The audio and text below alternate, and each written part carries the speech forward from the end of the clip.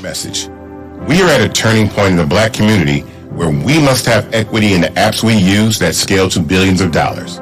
But this time, we own the infrastructure, we own the culture, and we shape the future. And Fanbase is the future. Fanbase combines the free functionality of Instagram, TikTok, and YouTube into an all-in-one platform built for the evolution of social media and monetization. With over 1.4 million users, that's real proof that we are shifting the conversation of tech ownership and equity for creators. So right now, I want you to go to startengine.com/fanbase and invest today. The minimum to invest is $399. That gets you 60 shares of stock in Fanbase at $665 a share. This marks a turning point in Black ownership of social media. If we don't take this opportunity to own social media right now, we will always be customers to our own creations. And that can't go on. So once again, go to startengine.com/fanbase and invest today. We must own the platforms where our voices live, our stories matter, and where our culture drives the world. Thank you.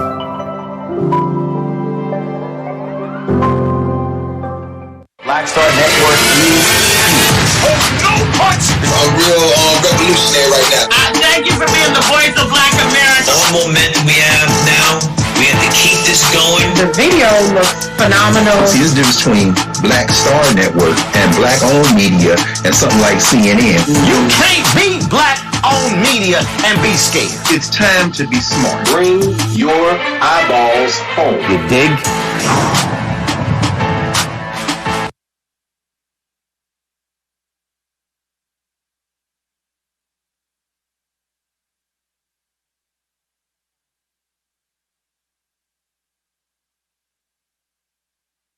Thanks for joining us, candidates. Ms. Earl Sears, you're first. Tom. Thank you, Deanna. We want to begin tonight.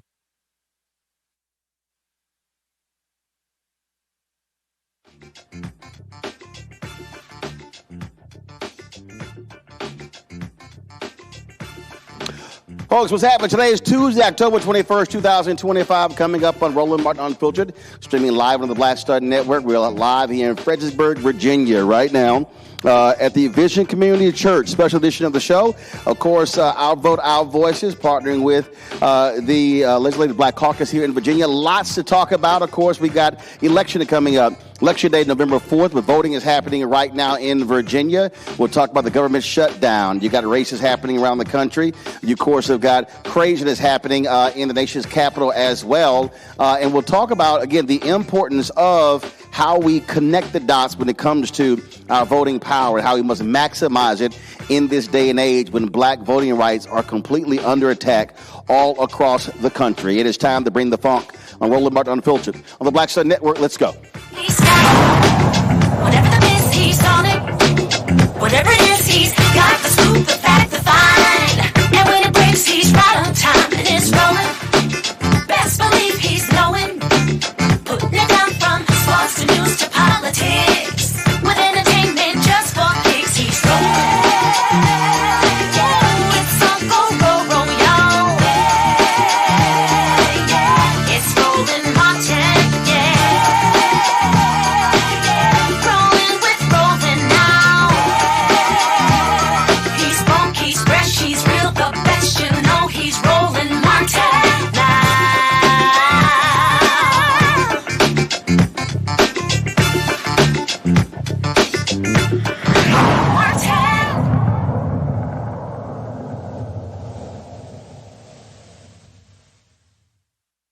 That they've created.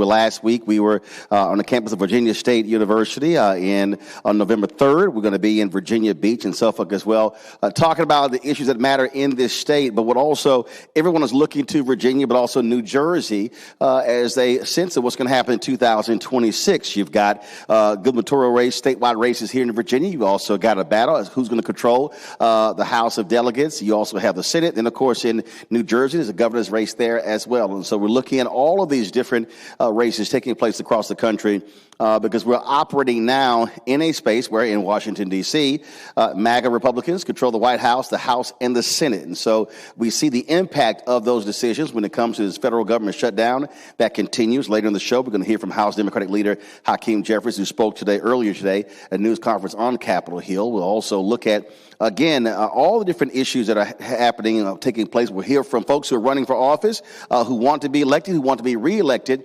and getting folks to understand that our vote absolutely is critically important.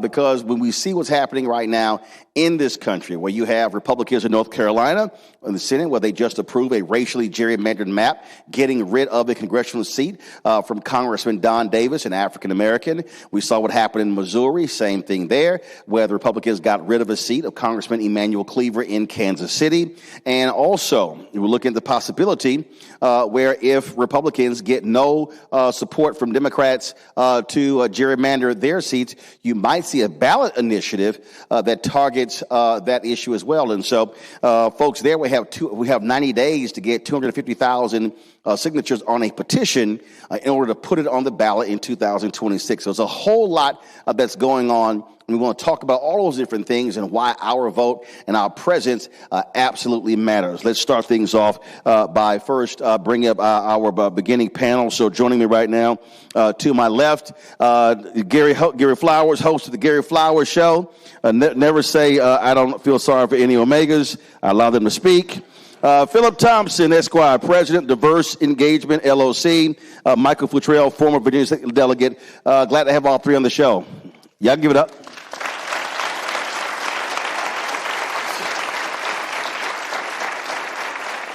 Mike, I'll start with you. I'm always talking about how we see what happens in terms of the importance of our vote. 2008, then Senator Barack Obama gets elected as president. That was the first time in American history, by percentage, the black vote actually was higher than the white vote.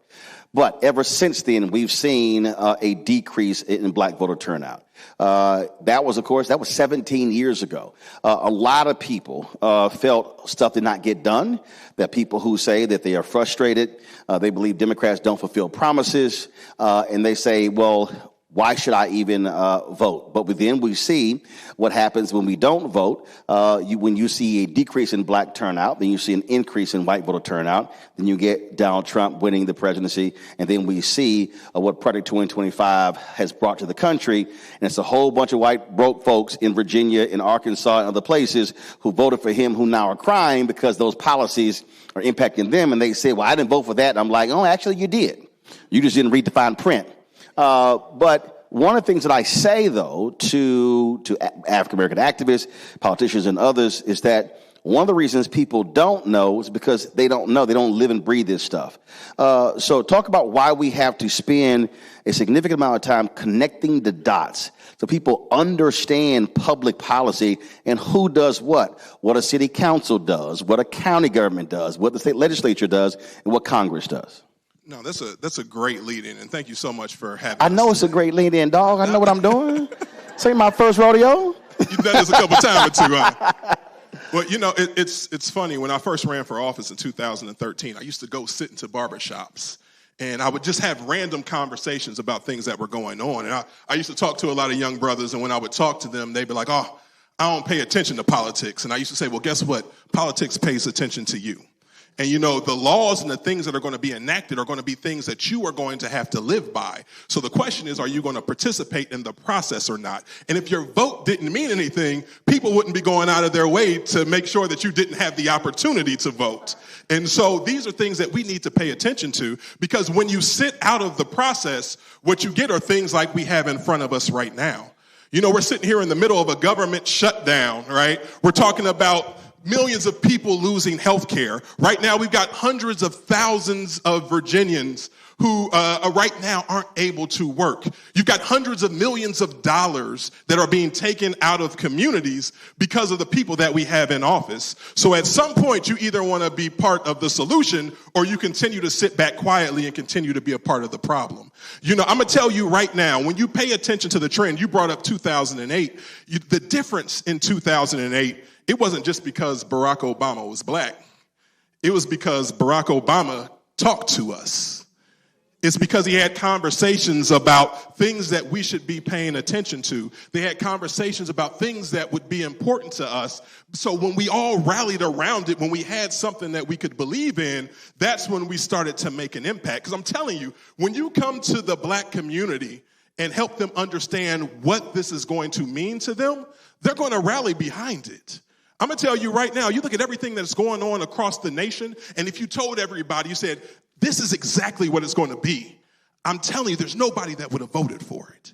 And so right now, we have an opportunity to step up to make sure that our voice is heard. We can't sit back quietly. Sitting back quietly is how you get what we got. But no longer are we going to stand aside and allow people to make decisions for us. I used to say, if you don't have a seat at the table, that means you're on the menu. Well, now it's time for us to help set the menu as well. Amen.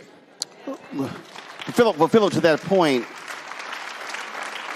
it's one thing to come to people in their agenda and say, please support this. But the issue that we're seeing is folks are saying, but did you deliver? And that's a whole different deal. Now, you can be angry and upset with the crazy, nonsensical things that Trump and MAGA are doing right now, but they literally told folk, we're going to do this. That's like playing a football game and the other team hands you their playbook and says, we're going to run these 90 plays Saturday. Try to stop us. And that's exactly what happened. And so part of the issue here is that people say, I'm checking out of the process because you promised me we were going to do these things and you didn't. Do you believe that's a part of what we're dealing with this voter dissatisfaction happening with progressives, with Democrats in this country? Yes, Roland, that's no doubt what's going on. And I'm one of the biggest critics in Virginia on having and staying on Democrats about delivering for our people. We vote Democrat at high levels, and the delivery side always seems to be that we go to the back of the bus on the issue train. Now, that's one of the issues that people have set back. You saw these memes now where you see black people sitting on top of a building while everything is smoking. A lot of people have kind of said, man, I've had it. We're back fighting a battle we thought we had conquered in 1970s and 1980s, and here we are back now. But who's speaking to our issue? Have anybody heard anything about voting rights in this election? Has anybody heard anything about fixing our schools? These are the issues that are important for us to hear in order to get people out to vote. As Mike said, there were people that were dissatisfied and saying, man, I'm not voting. But again, these issues will land on your head if you don't vote. But the Democratic Party has to start delivering for us. Now, I know we have some candidates here that are going to talk later. They all go down to Richmond and they work hard for us when they get elected. But still, there's a delivery point. We have to make sure our governor is the governor that we elect is going to deliver. And we also have to make sure we don't leave. And one of the things I do want to add, we cannot leave our Attorney General candidate behind, Jay Jones. All right? Whether it's true or not, the perception is that certain elements of the Democratic Party have left Jay behind because of the comments that he made in 2022. We have to go get Jay. We have to go rescue Jay. So we want to be sure that we not only get a Democratic governor, we want a Democratic Attorney General, a Democratic Lieutenant Governor to go down there and work with the blacks that we have in the General Assembly that are in positions of power and can make things happen. So it's important that we deliver. But on the other side, the Democratic Party has to come talk to us. And they have to deliver for us and stop this process of saying, we need your vote. And as you see right now, they brought who's coming out now. President Obama's coming to Virginia to help push this thing in October. We've seen this before, these late pushes, but you got to start delivering for us or we're going to sit these elections out, and that's just what's happening. But Gary, I agree with all of that, but I do believe that one of the greatest mistakes that we continue to make in terms of as a community is that when the election is over, everybody goes back to business as usual. I think so. The issue for me is that in Black Voters Matters. I talk to Cliff Albright and Latasha Brown about this all the time, where he said they say our politics has to be 365, 7 days a week. In getting us to understand that what happens in Virginia, what happens in North Carolina, in Georgia, in all these states, we build these massive voter engagement, voter turnout machines. The election's on November 4th, but then on November 5th, it gets turned off. Part of the reason why I think what you just laid out happens is that we don't keep that machine going to then tell folk, okay, now that you voted, that's now passed. Now you've got to be showing up at the council meeting, the school board meeting, the county commissioners meeting, at the state legislature to put the pressure on the very folk who made promises to then deliver. That, to me, is where I believe that we are making a huge mistake. That's not happening on a consistent basis. Thank you, Brother Roland. We have a 30-year relationship, and thank you for this opportunity tonight. You hit a point, 365 all the time. There was a time, and Reverend Jesse Jackson reminded us of this in Chicago. He just turned 84 years old. There was a time that our churches taught civic education.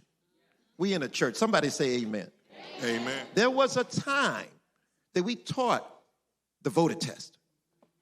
There was a time that we taught the idea that we can't stop. And somehow or another, our churches and our institutions think that the day after the election, we can go back to what we were doing. I submit that to do the same thing over and over again is to be insane. How many of you all are in an organization, including a church? Raise your hand. Why not within your organization? I know that I saw some fraternities and sororities here. Why not within your sorority or fraternity have subcommittees by congressional districts? Subcommittees, state district, delegate district. And all your job all year is to report back on what are the issues in that district for absolution. But that doesn't stop with fraternities and sororities. Churches need to do that. And pastors who tell you that there's a separation of church and state is untheological. Our heroes and sheroes of the Bible always challenged Pharaoh in unjust decrees. Joshua, he didn't march for exercise. Nehemiah didn't build the wall to just keep people out. Esther said, if I perish, I will perish if my people cannot come with me. And so we have to look at this thing a whole different way. But you know what? Actually, we just have to look at what our ancestors did. They had less communication, okay? They had more stress. We run around here on our phones talk about what you doing. Nothing. All right.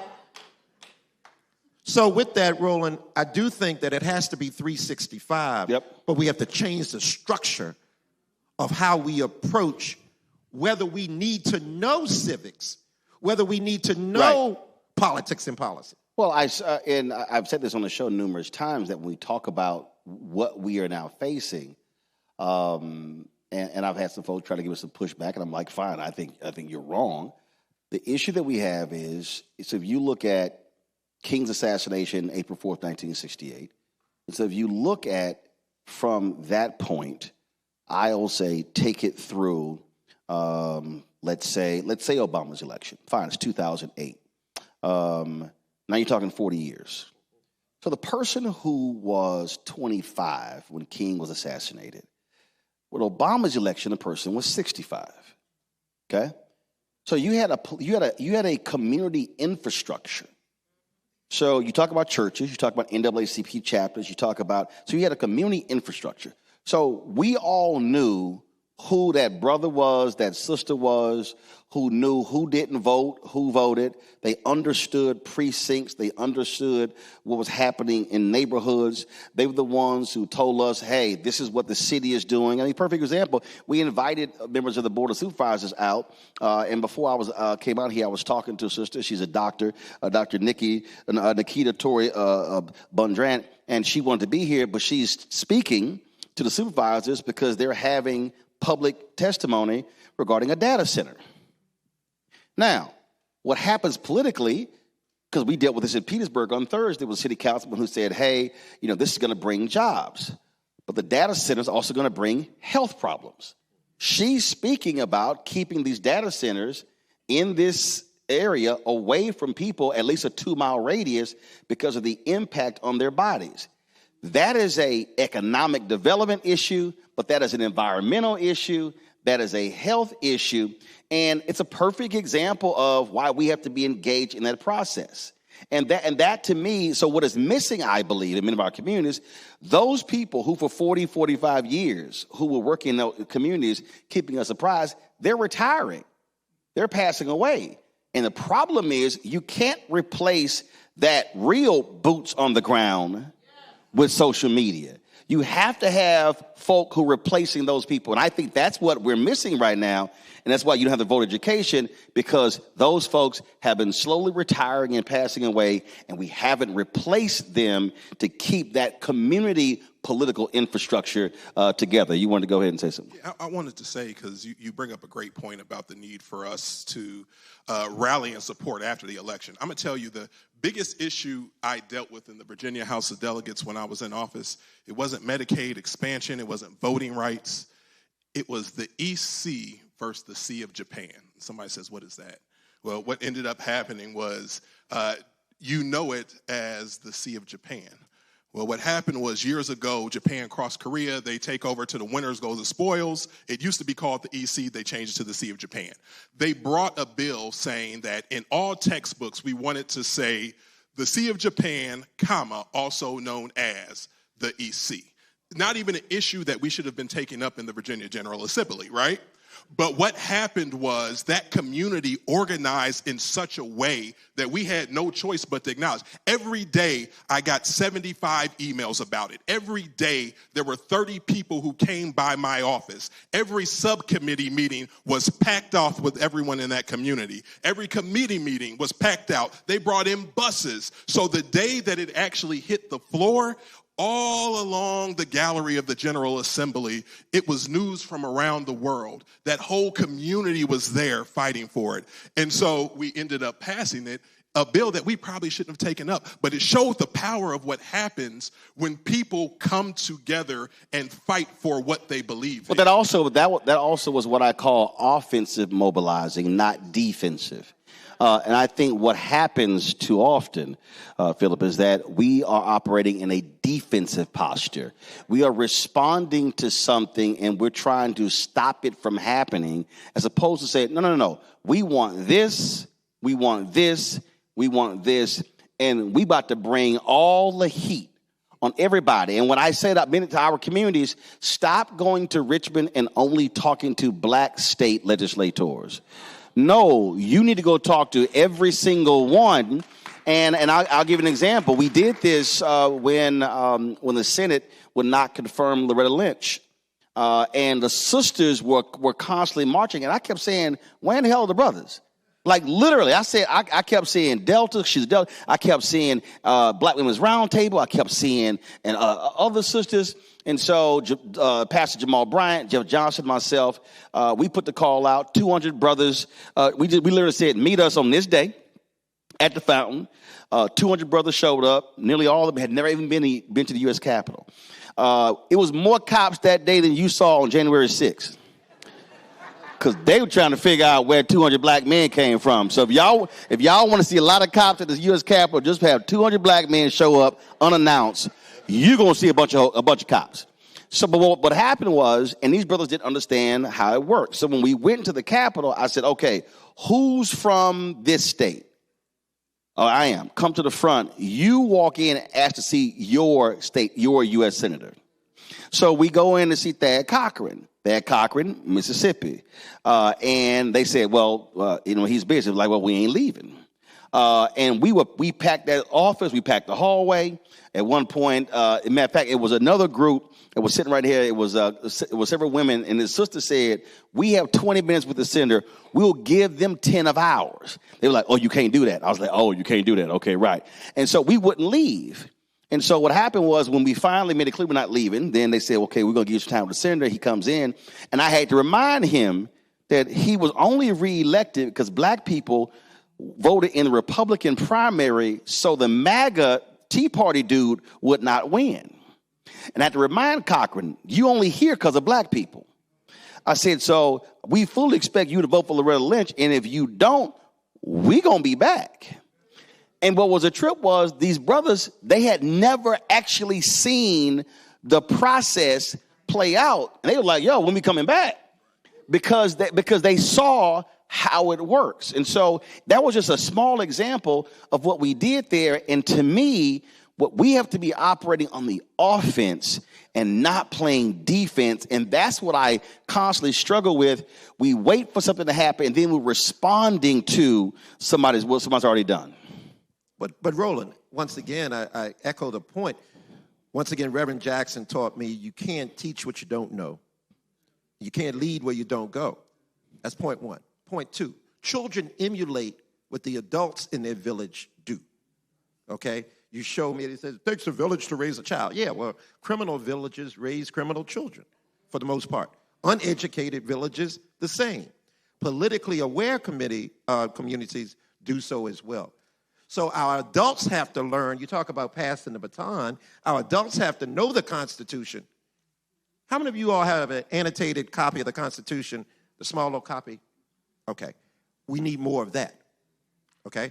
Secondly, once you talk about structure, then if I was politically active, because my parents were talking about political issues at the dinner table. Right. I invented an election in kindergarten because these two, Ward Oxney and Danny Wurtzel, were the boss of playground every day. And I wanted to be boss. And I said, well, when are we going to have an election? They looked at me like I was crazy. Oh, yeah. But my parents have been talking about elections.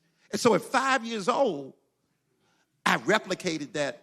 So people in here, I know, just blink if you know what I'm talking about. You have to raise your hand.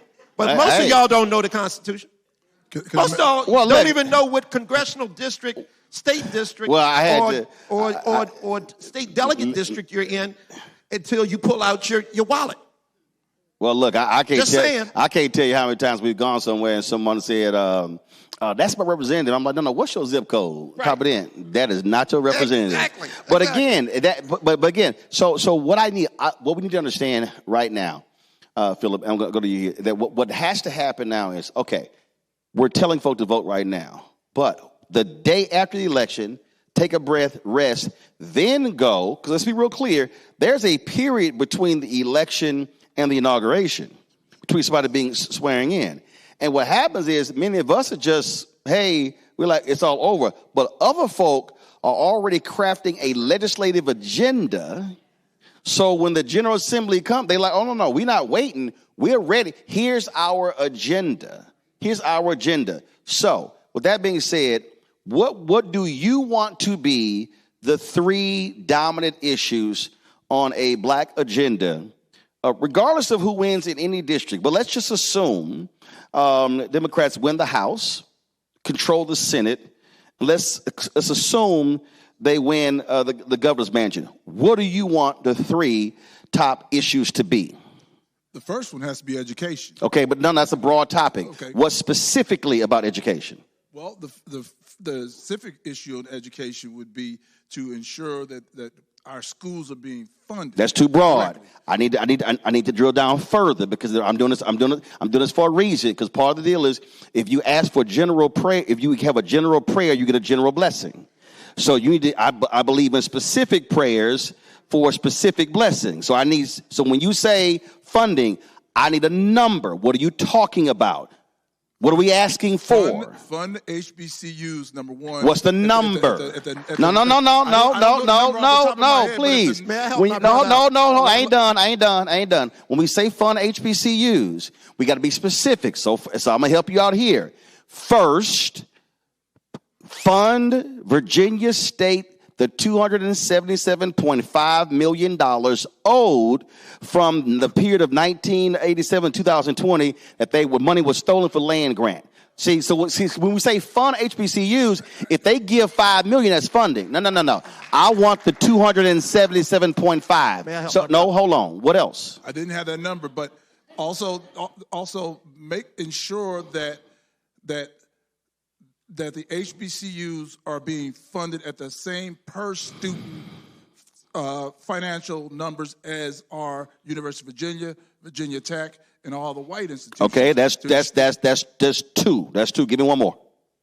The last issue would be criminal justice reform, and when I say that, specifically dealing with qualified immunity. Qualified immunity is a barrier from holding police accountable. So you want the General Assembly to revoke qualified immunity?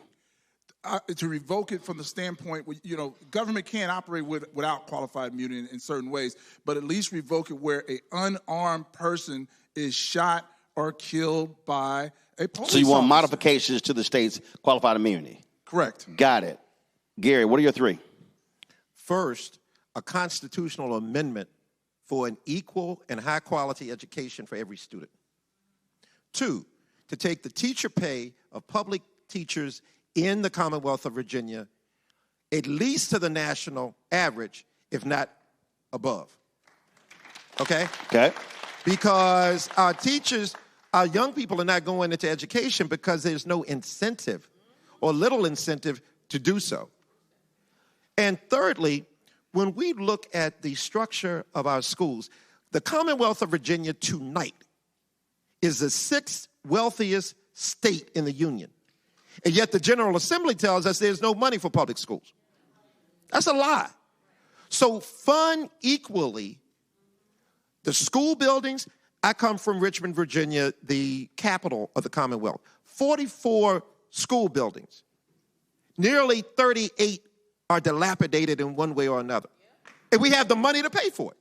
So funding of faculty, funding of facilities, at least at the national rate. But since we're in church, you put your treasure where your heart is. Amen?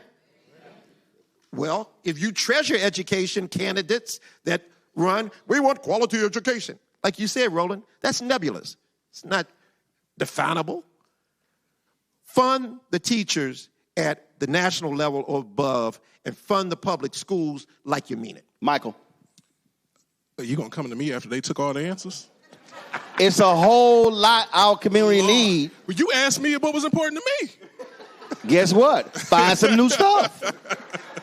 No, and I agree with the teacher pay at the national average and also how our public schools are being funded. But there's another thing that I also want to make sure that we start addressing, which is minority contracting here in Virginia. One of the things that continues to happen. Now, hold on. On this show, we say black and minority contract. Well, then black and minority. That's how we do it on this show. I know that's right. We real specific. I know. When we say we want minority contract, they can give it to a whole bunch of people that's not us. And honestly, that's what we continue to run into, right? And we saw that even in 2013 when Governor McAuliffe at the time, or 14, when he started working with SWAM businesses. We saw a lot of those same things where what would end up happening is husband would shift the company to the wife's name and they would qualify. We set a goal that we wanted 43% of contracts to go to black and minority-owned businesses, but that's only a goal. There was no policy that was behind it that, said that we would actually be able to reach it. We also got to stop saying minority and women-owned businesses, because the reality is if you're a black woman, you're not counted in the women category, you're counting the black category. If you're a Latina, you're not counting in his women category, you're counting the Latina category. So the MWBE should be MWWBE, because the W really stands for white women. And may I add this, Roland? No. I got one other point on education. No, hold up. We ain't skipping over that. Okay, we ain't just moving on. There it is. I'm making a point here. There's been no group that has benefited from affirmative action policies and contracting policies in the United States more than white women. True. But when these programs have come under attack, white women have been silent, and it's been black folks they've been carrying the water with this. And so what has to happen is if we're going to get the language right, we got to stop saying minority and women-owned businesses and break down, well, how do you count women? And I've covered this issue on the city government, the county government, the state level, and the federal level, and that W stands for white women. 78% of the $37 billion that go to disadvantaged businesses on the federal government go to white women. 78%. So we just got to be very clear when we start talking about these contracts. Right. When we say women, and people just assume, oh, that includes a black woman. No, it does not. Go ahead with your other 2 points. But that also, Gary, hold on. That also goes into what you talked about previously when you said, how do we get these things done? Because it's not just about the election, it's what happens after the election. What happens is no one's ever challenged those things, so they continue to operate as business as usual. And so, again, what has to happen is we have to get back to organizing as we once knew the power behind, to make sure that we're not leaving the Josh Coles or the Briannas out there by themselves. We're coming in with an army behind them that is continuing to push it forward, because this is what's important to our communities. And the reason I am pushing to be very specific, because the problem is whenever we have these conversations, we are having general conversations. We're allowing people to have general phrases that sound great, not specific. And then what ends up happening is when we're trying to rally people, then we're trying to rally them around a general question. Let's fund public education. No. You got to be real clear on what it is you're actually funding. And to me, that's what has to happen, because now when we hand people that, to Gary's point earlier, when you talk about infrastructure, when you talk about Divine Nine, and I go beyond that, I then go Prince Hall Mason, Eastern Star, I go Links, we have all of these, we have a significant infrastructure in black communities. The problem is they are not properly organized and mobilized. They're spending significant time on internal business and not external business. True. The same thing with churches. True. The reality is you can have a church. Now, what you do with Bible study on Sunday is one thing, but you still reside in a community. You still got to deal with zoning. You still have to deal with issues and your members. And so we have to be giving our folk very specific issues that we want them to be confronting and now mobilizing around. Gary, real quick before I go to break. One specific point to add to what the brothers have already said is, and candidate Nicole Cole remembers this from her days on school board, and that is to eviscerate the property real estate tax formula that incents money to go to the wealthy side of town for public schools and disincents that money to go to the poor side where our kids are. I want to add a point on the organization side. I'm in Richmond since this election's about Richmond, and the delegates here know if we pack the room like this on any issue, things are going to happen. We've done it. The last 4 years I've worked on marijuana legislation. The first bill was going to go through with hardly no minority set-asides. Now, we all know who has paid the price for marijuana in this country, in this state. African Americans at a high level.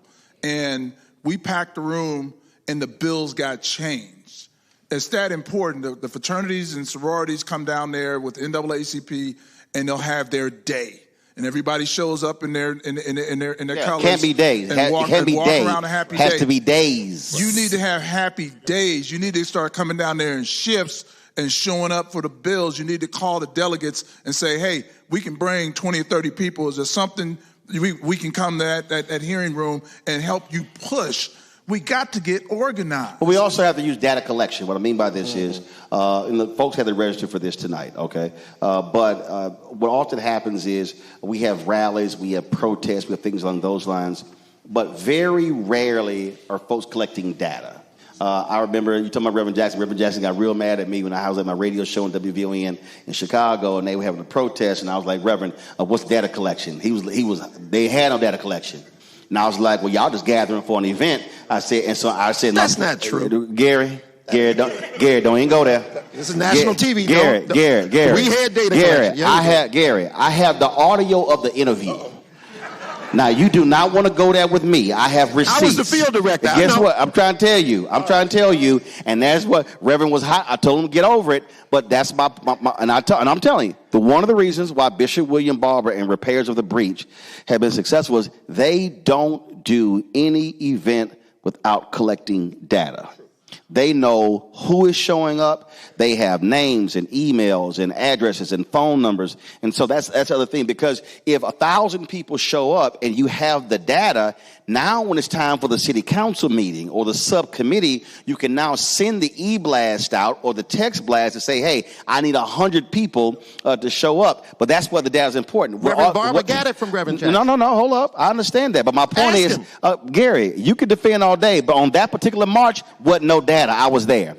So the point I'm making is we can't have data every now and then. You got to have data collection at every single time we gather, so you know who's in the room and now how to move people when it's time to act. You know, I just came back from Memphis at the National Civil Rights Museum, and you know everybody knows Lorraine Hotel was a motel where Dr. King was assassinated. The first exhibit you come to is Bayard Rustin. Yep. And it's all about organization. And then as you go through that museum, you see the civil rights movement was not happenstance. People were planning. They were picking towns. They were gathering people. Even the bus boycott became an organized event where people were signing up to drive people and all these things. We've lost that. For some reason, we've lost that ability to organize. Again, all we come out for is the negative. We never go for the positive and how we get our people moving and how we move forward. I ask all of you, go to the National Civil Rights Museum and look at those exhibits, and you will see organized people that actually accomplish something, have specific missions. And these are the things that Roland's been talking about. And it's old school. I mean, bottom line is you can have social media, you can have phones, and everything, but you have to take old school and put it with new school. It goes together. I'm going to go to a quick break. When we come back, we're going to chat with some of the candidates who are running for office. Lots of the stuff we're going to cover as well. You're watching Roland Martin Unfiltered on the Black Star Network, our special town hall. Our vote, our voice is right here in Fredericksburg, Virginia. We'll be right back.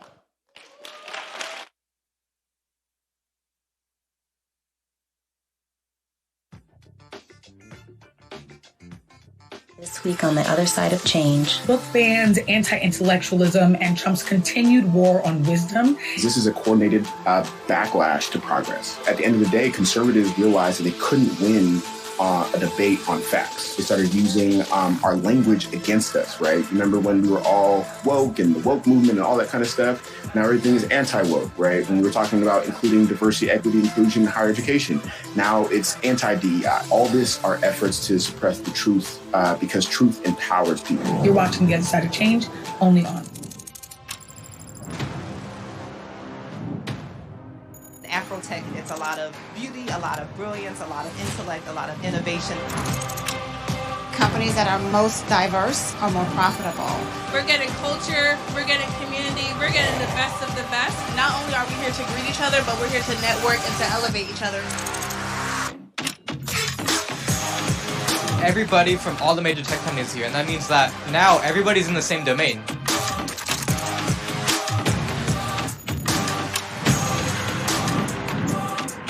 This is the premier event every year. This is really where we could take off. You can go fast by yourself, but we go farther together. This is where you're supposed to be.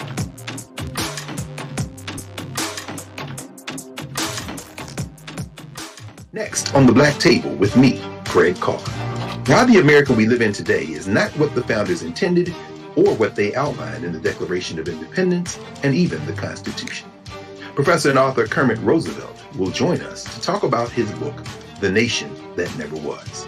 How history was misinterpreted, the intent and realities of America's beginnings, and missed a much better story in the process. So if you have to pick some group to marginalize, I think it should be the people who are against equality. That's next on the Black Table, right here on the Black Star Network. They said the quiet part out loud. Black votes are a threat. So they erased them. After the Supreme Court gutted the Voting Rights Act in 2013, Republican legislatures moved fast. New voter ID laws, polling place shutdowns, purges of black voters from the rolls. Trump's Justice Department didn't stop it, they joined in. In 2018, his DOJ backed Ohio's voter purge system, a scheme that disproportionately erased black voters. Their goal, erase black votes and political power. Yeah, that happened. These are the kinds of stories that we cover every day on Roland Martin Unfiltered. Subscribe on YouTube and download the Black Star Network app. Support fact-based independent journalism that centers African Americans and the issues that matter to our community.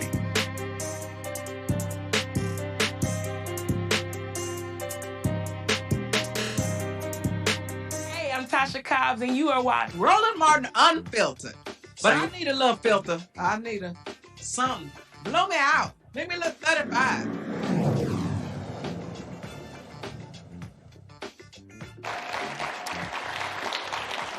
All right, folks, we're back at Vision Community Church. We got 3 candidates who are running for office. I want to introduce them. Nicole Cole. She's a member of the Spotsylvania County School Board. She is running for Virginia's House of Delegates. Cole. Nicole, 66. Nicole? Yes, sir. What's it's happening? Great to be here. Hello there. All good. That's all right then. Joshua Cole. He, of course, second-term delegate. And he, of course, represents the city of Fredericksburg and parts of Stafford and Spotsylvania counties. Give it up for Joshua.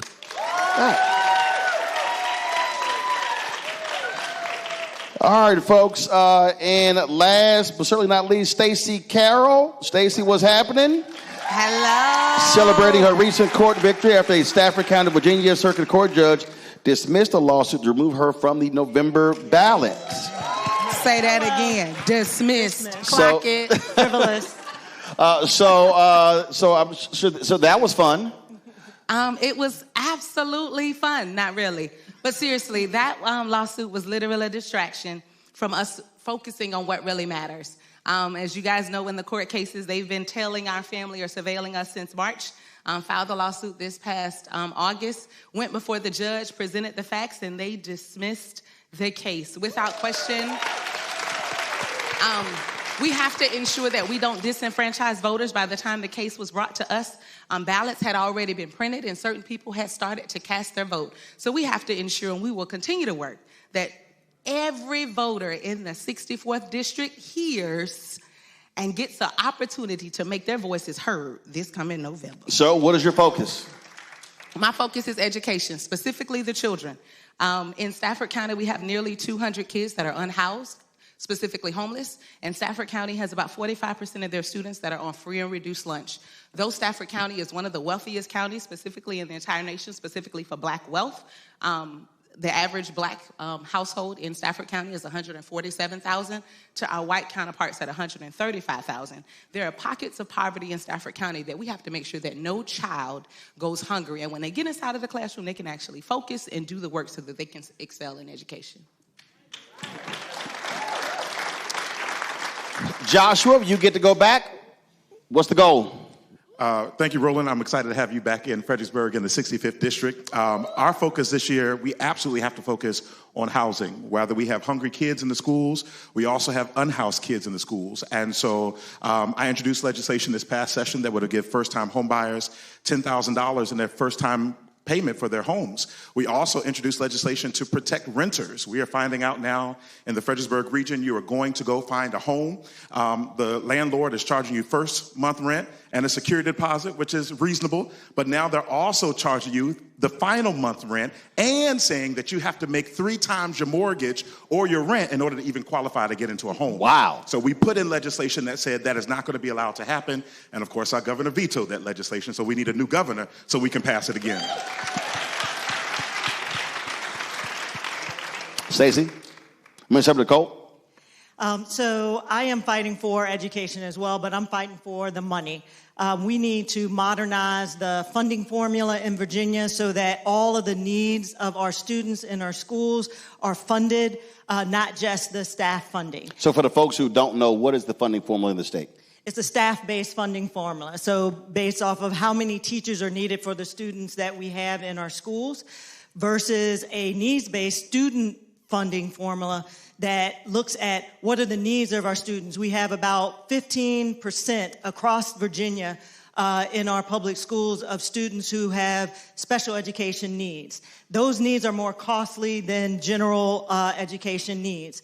And so the same dollar is not going to educate that child as the dollar that's spent on a child getting a general academic education. And so Virginia is behind in the national average of funding our schools. And so we need to move to a better formula to make sure that we have enough staff to educate our kids regardless of their needs, their educational needs, regardless of their background or economic status. And so that's what I want to make sure that we pass, which is something that the Democratic House supported, House of Delegates supported in Virginia, but again, the governor, being Republican, did not support that level of funding. So I am looking forward to being there and pushing it again with a supportive governor that will make sure that our kids get what they need. So much of what go ahead.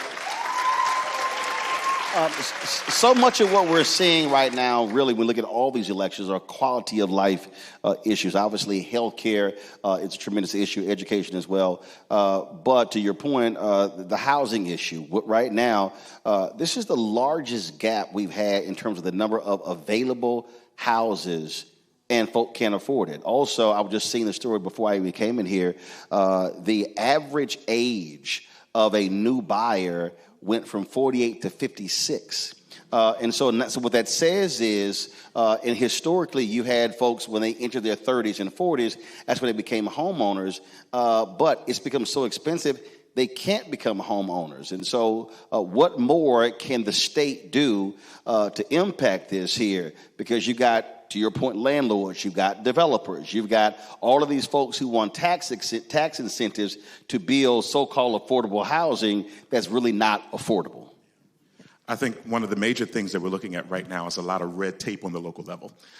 You have developers who want to come in, and you'll have conversations, and they say, we want to build affordable housing, but by the time they put in the paperwork and it's approved, the cost has already gone up. But also, you got to define what affordable means, because I cover city government, and the reality is, I saw this firsthand. A lot of developers want to come in, they want to build these so-called mixed-use communities that have all of these shops and restaurants, and they really are appealing to only high-income people. And I literally had to deal with city council members who were all excited about it. I'm like, no, but look at that number. What's the salary range they're trying to target? In a lot of cases, it wasn't folk who looked like us. Absolutely. We see in downtown Fredericksburg, Fredericksburg has my heart, right? But you have these condominiums that pop up. You have these townhouses that pop up, which are over $1 million even to get into it. A townhome that's $1 million. We have been discussing legislation for the past 2 years, a piece of legislation called the Yes in God's Backyard, which would allow churches and certain nonprofit organizations to bypass the rezoning aspect in order to build affordable housing or senior housing on their properties. You have large churches who may have large parking lots that are not being fully utilized. They could put affordable housing on those parking lots. Or you have churches who have land. They would love to utilize that land, but they can't because every time they go to the county, it's taken 1 year, 2 years to get approval, and the cost has gone up. So if we're able to give that ability to get rid of some of that red tape, bypass that rezoning aspect in conjunction with what the counties have already approved for, we can get more affordable units. And when I say affordable, I'm not just talking about public housing, but we're talking about workforce housing. If you live in an area, if you work in an area, you should also be able to afford to live in the area. And the reason that housing is so expensive here in Fredericksburg area is because a lot of people work in Washington, D.C. And so people have been moving down here for the past 30, 40 years. People have been moving into the Fredericksburg area, which has caused housing to go up. And now people are being priced out of Fredericksburg and they're going down to Caroline. That's what's going to make it easier for her to win this November, right? So people are going down into Caroline and going down to Louisa, and people are being further away from their jobs when we need affordable units where people work. Go ahead. No, so I was going to say, when you say, okay, what's affordable? When I was knocking the door, I had a young lady who is in nursing school at Germanna Community College, living in what's supposed to be an affordable apartment complex in Spotsylvania, and she was paying for a 2-bedroom, 1-bathroom, $2,300. Now, 2 bed, 1 bath? 2-bedroom. Girl, you gonna make me cuss in church. $2,300. Now, I'm a financial advisor, and so I see firsthand where the incomes of our public servants, our young adults, when I say public servants, our teachers, our deputies, when affordable would be 30% or less of their income, of the average income of a public servant in our community. That way, we could make it affordable. And I have a teacher who called me and said, you know, I'm not going to be able to stay employed in Spotsylvania County Public Schools. I'm going to have to go to Stafford and work because my landlord is increasing, we just got a letter, and increasing my rent by $300 a month.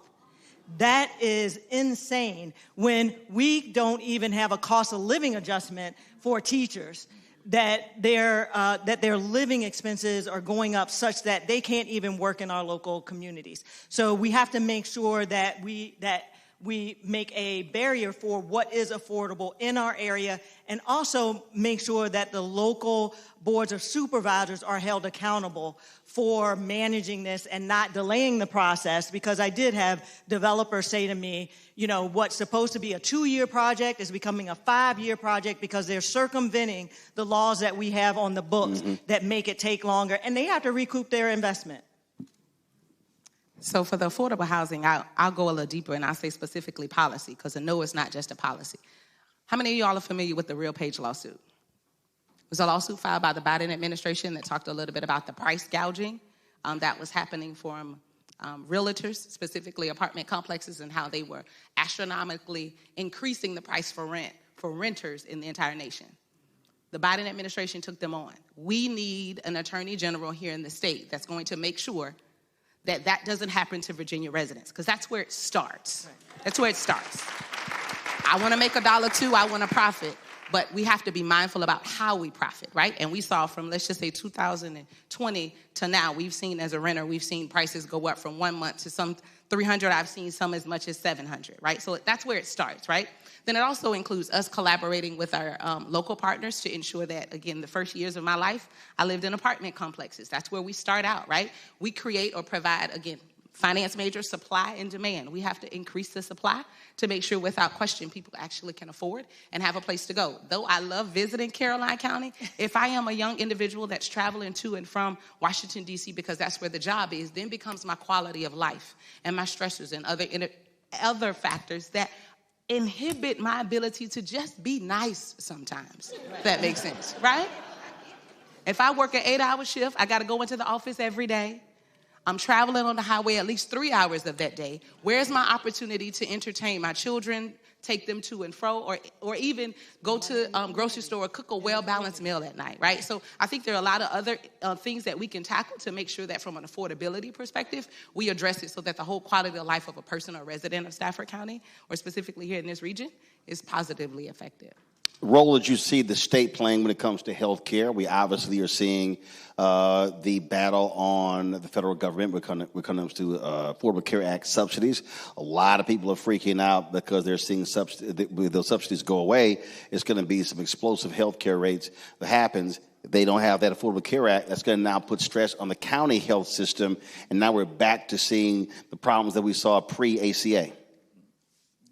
I was privileged in January. The speaker put together a special emergency committee to deal with the impacts of the federal government in the Commonwealth of Virginia, and I was blessed to be a part of that committee. We traveled all over the state, and what we're already seeing, Roland, is in Southwest Virginia that overwhelmingly voted red. They didn't vote ruby red, they voted maroon, right? There have already been 3 clinics that have closed in Southside Virginia, with a target of 6 hospitals that are slated to be shut down as well in rural parts of the state. And so as a part of that committee, we are trying to determine what are we going to do to save our budget when the impacts of the federal government hit the Commonwealth of Virginia. We know many of you in the room right now are currently furloughed. How many of you ever heard of the state Virginia or state employees being furloughed? You don't, because we're required by our state constitution to produce a balanced budget every 2 years. So when we lose the money from the federal government, regardless of what happens, we're the ones, whoever is our next governor and whoever is in the General Assembly come January, their work is cut out for them because we have to figure out how to manage all of the pitfalls that this federal government is taking money back, how we have to manage that budget, and how we have to support folks on Medicaid. We did the Medicaid expansion in 2018. Now there's over 500,000 people in the Commonwealth of Virginia who are on Medicaid who are poised to lose their insurance, regardless of what Nappyhead said, that they're not going to lose their insurance. But we have to make sure that these people are keeping their insurance. And that's a responsibility that we as a state government have to do. And even on the Medicaid, people don't understand that a number with, especially with expanded Medicaid, a number of our children are on Medicaid. And that will create a burden for our schools where there's an expectation that our schools are providing the services that these kids need, whether they're getting fed, whether they are getting their medication at school, whether they're getting their speech services, whether they're getting mental health services. All of that burden is put on our public schools, and then again, we're not getting the funding that we need. So that gap for Medicaid for our kids is going to come back on our schools as well.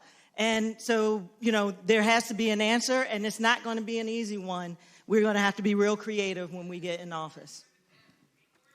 I would say beyond creative. Girl, turn your phone off. She's watching the show on her phone. We are live. It's okay. Hey, girl, hey, we see you. I would say being creative. I hear everything. Go ahead. I would say being creative is an understatement. We have to be creative and strategic. Because even before some of the Medicaid cuts that we know are coming, our current Medicaid system has problems. And I say that as a foster mom. I have a foster son that has been on the waiting list to get inside of a specialty provider for the last 9 months.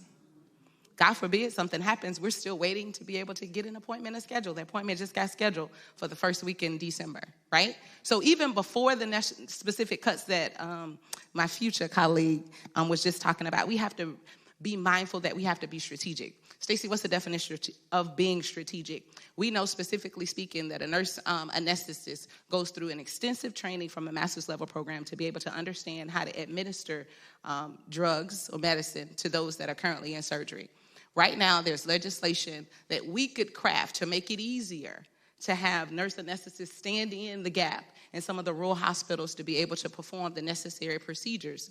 Currently, right now, it's required that a medical doctor, someone with an MD, be present to sign off, even if they don't have the credentials to be able to understand, right? So from a legislative perspective, there are things that we can do that make it easier for people that have the credentials and have the training to be able to do their job. Right. We've done it, specifically speaking, the General Assembly did it as it relates to my profession as a CPA, made it easier for young candidates such as myself to come out and become licensed. I think we should do so specifically as it relates to healthcare, making healthcare access easier, specifically for those people that may not want to live in the rural areas, but incentivize those that do and provide it easier for them to be able to support the patients in that area. All right, that's a good one there. All right. When you've been going door to door, what are the folks been saying to you that they want? What's the most common thing you're hearing? Well, there's a sore spot in Spotsylvania and Caroline County, but especially in Spotsylvania in education, because we had an extremist board my first 2 years on the board, and they did a lot of things to damage the quality of education that we are trying to deliver in Spotsylvania. You had one of the Moms for Liberty board? Yes, absolutely. We had the Burn Books board member on my board, okay, who was the chair of the board. And Burn the books, who couldn't read the book. Burn the books. Go ahead. And they hired a unqualified superintendent who actually did ban 37 books from our school system. The only thing that reversed that was working in the background to identify candidates to run for office in 2023 who were pro-public school candidates and supporting them to win their races so that we could flip the board back to something that was actually, to a board who was actually going to work in the best interests of our kids. So we have to make sure that, so at the doors, because our community remembers that. They remember the pain of that. They remember me being the fighter to make sure that I was holding those elected officials who had the majority accountable, and worked and started a pact to be able to flip the board so that we could then unban the books. It took, even though we had people coming out complaining about the books being banned, it took flipping the board to have the power to unban the books. So when you have an extremist majority like we have now in the federal government, we have to, as people, come out, yes, and protest. But in Virginia, we have the opportunity this year to vote for people like me, again, Josh Cole and Stacey Carroll, in order to flip these seats so that we can make decisions that will be good for the people in our community. And again, the point there is you can't just complain about what they are doing and what needs to happen. The way to impact that, you actually have to use the power of the vote to take them out. When you go door to door, what are the folks telling you? Absolutely hearing about housing, the cost of housing, but also, as I've been knocking on doors for the past 2 or 3 weeks or so, I've been encountering federal workers who are either furloughed or who were ripped from their positions or living in uncertainty if they're going to work today, will they have a job come tomorrow? And so I think that it's extremely important as we look at the elections that we're facing this year, we have the opportunity to elect a former congresswoman who has served during the former Trump administration, who knows what it means to fight against what he's doing, but then put that together with the experienced legislators that we already have in Richmond who know how to navigate the state system, bringing us together to push back against this second Trump administration, bringing good paying jobs, because a lot of the governor released a website, says Virginia has jobs. Yes, Virginia does have jobs, but many of you federal workers who have been let go are overqualified for those jobs and still can't get hired. And so we need someone who's going to bring jobs to the Commonwealth, who are going to be able to say, you may have lost your job as a federal worker. Good, we're going to bring this other job here that you are qualified for that's going to pay you equitably to what you were used to be making, and you're going to still keep your pension. Because many people were losing that when they lost their jobs, and this is what people in the Fredericksburg area are complaining about and are worried about. So I would have to say I hear more than just when I'm on the doors, because you name it, I'm at the commuter lots at 5:30 in the morning aggravating people. I see people in the grocery stores at the You where at 5:30 in the morning? At the commuter lots. Catching people, I talk to Ring cameras. 5:30 in the morning? Yes. Wherever you are, I am. Yes. I'm going to sleep at 5:30 in the morning. No, I'm at 5:30 in the morning. I'm at the commuter lot saying, good morning. Had you would have opened that door and talked to me, we could have did this at 6 p.m., but now we're doing it at 5:30 a.m., right? I've been in every space or place, whether it be the masjid, the mosque, or a church, whether it be white or black, predominantly, just talking to people. And the one thing that I consistently hear is they want to preserve what they've built for generations to come, is one specific thing that I've heard. And whether that be, and specifically speaking, we know the black wealth here in Stafford County, but there's a lot of federal workers and contractors that I've encountered here more recently at home as well. And a lot of them are concerned about how or where the next paycheck or when the next opportunity is going to open up, specifically speaking. I know because when I was offered the opportunity to take a federal job, I declined because the salary offer was less than in the private sector. So I know firsthand that a lot of federal workers took a job decrease for the stability that the federal government offers. So when I hear people, I talk about how they talk to me about how they're changing their current plans, whether it be for vacation or Christmas, they're changing some of their thoughts of where they would go, or they even send their kids to college, on how specifically, without just this federal shutdown, just in general for the next 3 years and 2.5 months, how they will adjust their lives to adjust to this current unstable administration. I'm still stuck on that 5:30 in the morning. You ain't talking to me at 5:30. I'm trying to get on this doggone train to go to sleep. If you saw me at the commuter lot, raise your hand. Ow! Bet you were trying, like, girl, I'm trying to go take a nap. Don't go on. Go on. Every space in place. That's where I'm at. Last question for you before I go to the break. And there's somebody who's watching. Doesn't matter. They could be young, middle-aged. They can be a seasoned saint. And they're like, okay, I hear all of that stuff, but I ain't feeling none of that. What do you say to them? So you rocking your little team. So you got jerseys and everything. Yeah, she got Team Nicole 66. I bet you got jerseys and all kinds of. Yeah, I got you. Okay. All right, we got your own cheerleading squad, huh? Okay. All right, so what would you say to that person who says, man, this voting stuff, I just don't feel it, I don't see it, I don't think it matters to me? What do you tell them? Yeah, and unfortunately, I have seen that this past week on the doors too many times with African Americans. And, one door knock, gentleman said, I'm not political. And I said, look, I don't need you to be political. I need you to vote for me so I can be political for you. Because I am going to be the one that is representing this community. And I am running against someone who has been in office for 35 years, okay? And he has not been supporting you or the issues and what's important to you, your family, and our community here in Spotsylvania and Caroline County. And in order for me to be political for you and fight for you to get what you need and what we need in this community, I need you to vote for me.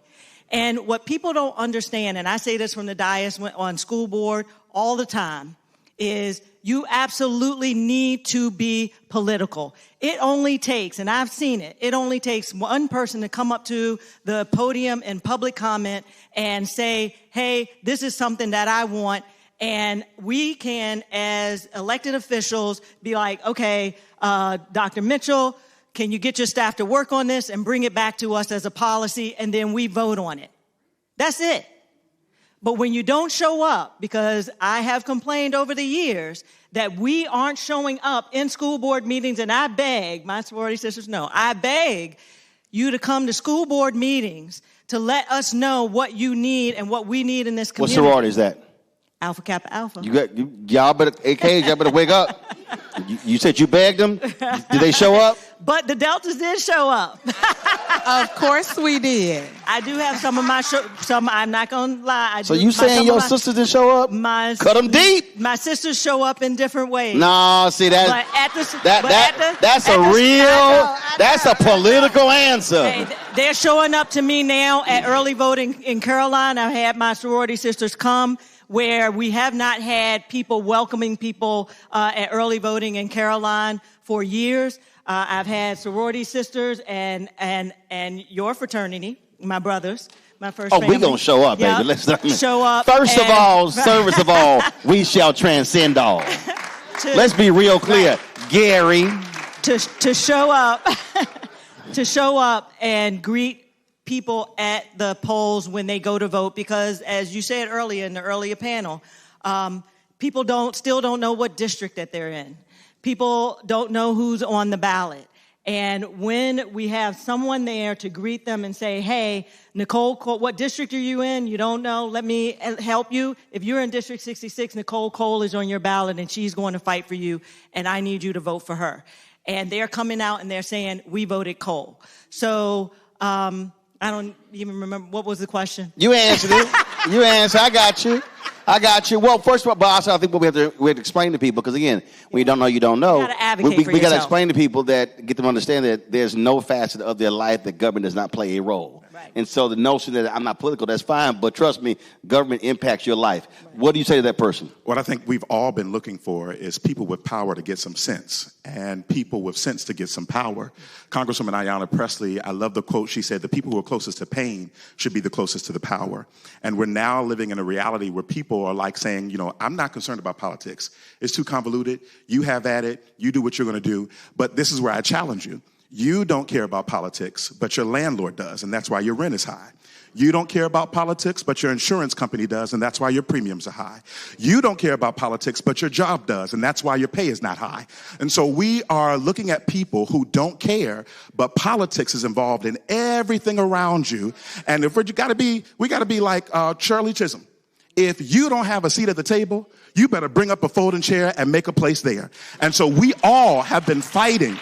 And we all need to encourage someone else to fight, because if you're not at the table, you're on the menu. And it's time out for us being on the menu. We're about to march down to Richmond and flip the executive mansion, expand our majority in the House of Delegates, get that attorney general seat, and we're about to make the menu. All right, close out. And that settles it. The only other thing I would add to what, see, you never come behind a preacher, but the only thing that I would add to what... Yeah, a little hard to preach at 5:30 in the morning. and I was up at 4:30 this morning. But no, I find a way to relate to them. I tell them when they look at my credentials now, I look so accomplished and so polished, and I remind them that I started out and I got pregnant when I was a junior in high school. That young man now was a junior at Morehouse College. And I tell them about that because I remind them that I didn't miss a day at school, and it was government programs that paid for him to go to daycare while I still was able to go to high school and finish on time. And I remind them of various ways that the government can help them stand up. And the only way that those programs are fully funded and in effect is if we got the right people in those offices advocating, because I'm a benefit of a generation that advocated prior to me. And though I stand and I will advocate for them, even if they choose not to vote, because I will remind them of all the things that Josh Cole and Nicole Cole just said. But if in case they don't, I still walk away and I still try to remind them that, hey, you look at me now, but I promise you, politics cares about you. Put your hands together for Nicole, Joshua, Stacy. Gonna go to a break. We'll be right back. Roland Martin Unfiltered right here on the Black Star Network.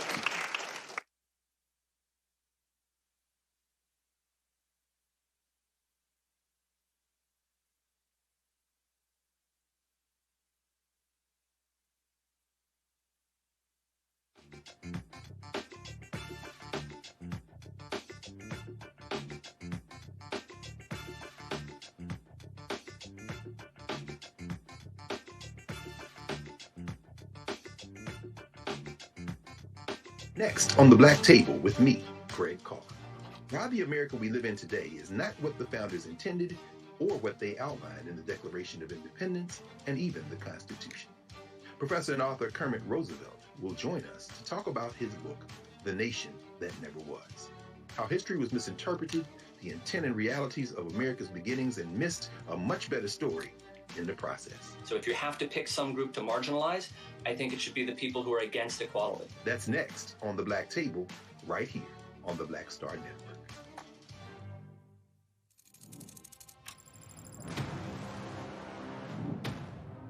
Afrotech, it's a lot of beauty, a lot of brilliance, a lot of intellect, a lot of innovation.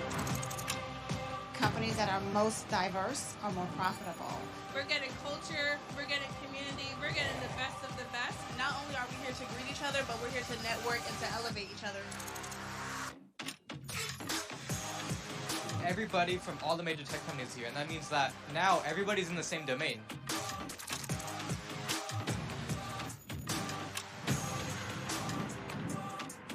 This is the premier event every year. I need my microphone up. All right, folks, we're coming back from break. Fast by yourself, but we go farther together. This is where you're supposed to be.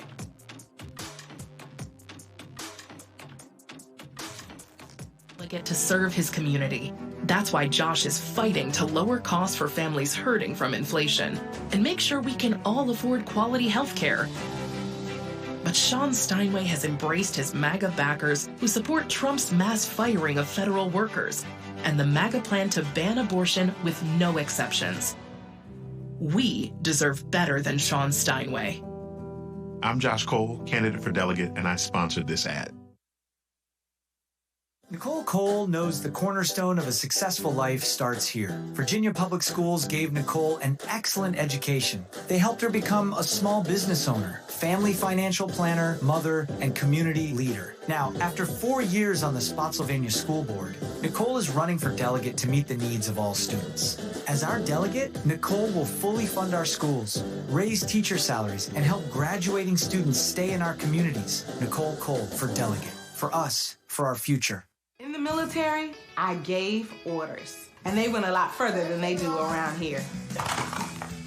If there's one thing I've learned as a mom and foster parent of more kids than I can count, investing in their future isn't a choice. In Richmond, I'll fight for Stafford's fair share for our schools. Smaller class sizes, better teacher pay, and more vocational training. I'm Stacey Carroll, and I'll fight to get our kids' future in order. Melanie Campbell, National Coalition on Black Civic Participation, the Black Women's Roundtable. And we are watching Roland Martin Unfiltered all day, every day, 24/7. Spread the word.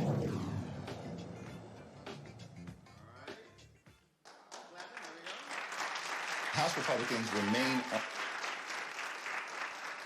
right, folks, we're back. Community Church. Let me shout out before we chat with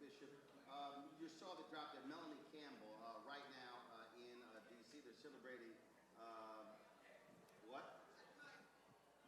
My mic is on. Green means on. Okay, well, fix the mic problem. My mic says green.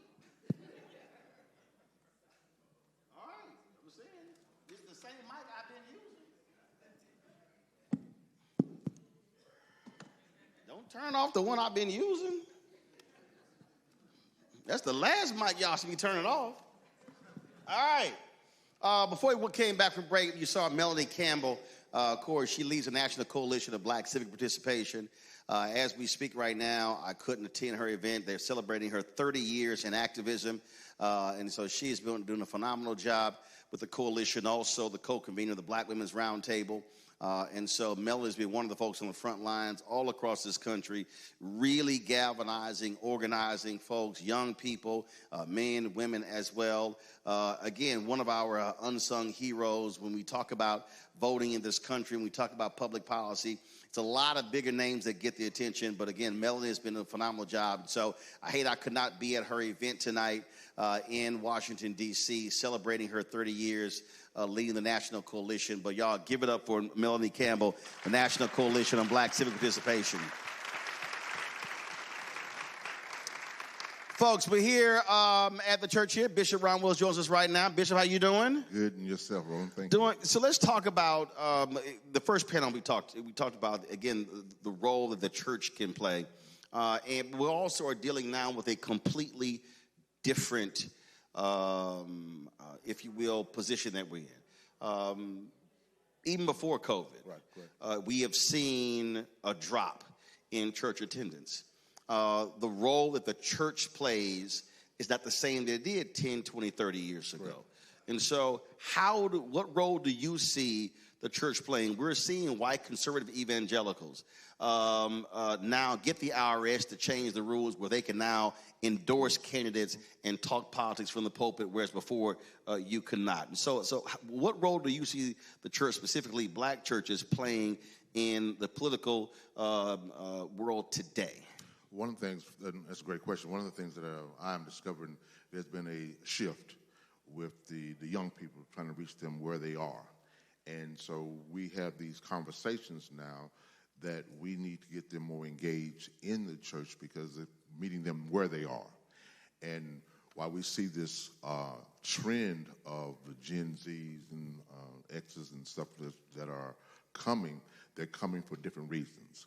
And so I believe what the church needs to do today is meet people where they are and help them understand why we teach what we teach and stand on that principle. Because the question is, they're not challenging us. They just want to know what's going on. Well, they also are demanding the church be focused on different things. And again, if you break down numbers, and if you look at any political scientist will tell you, voters that are 65 and older who are African American politically self-identify as Democrat.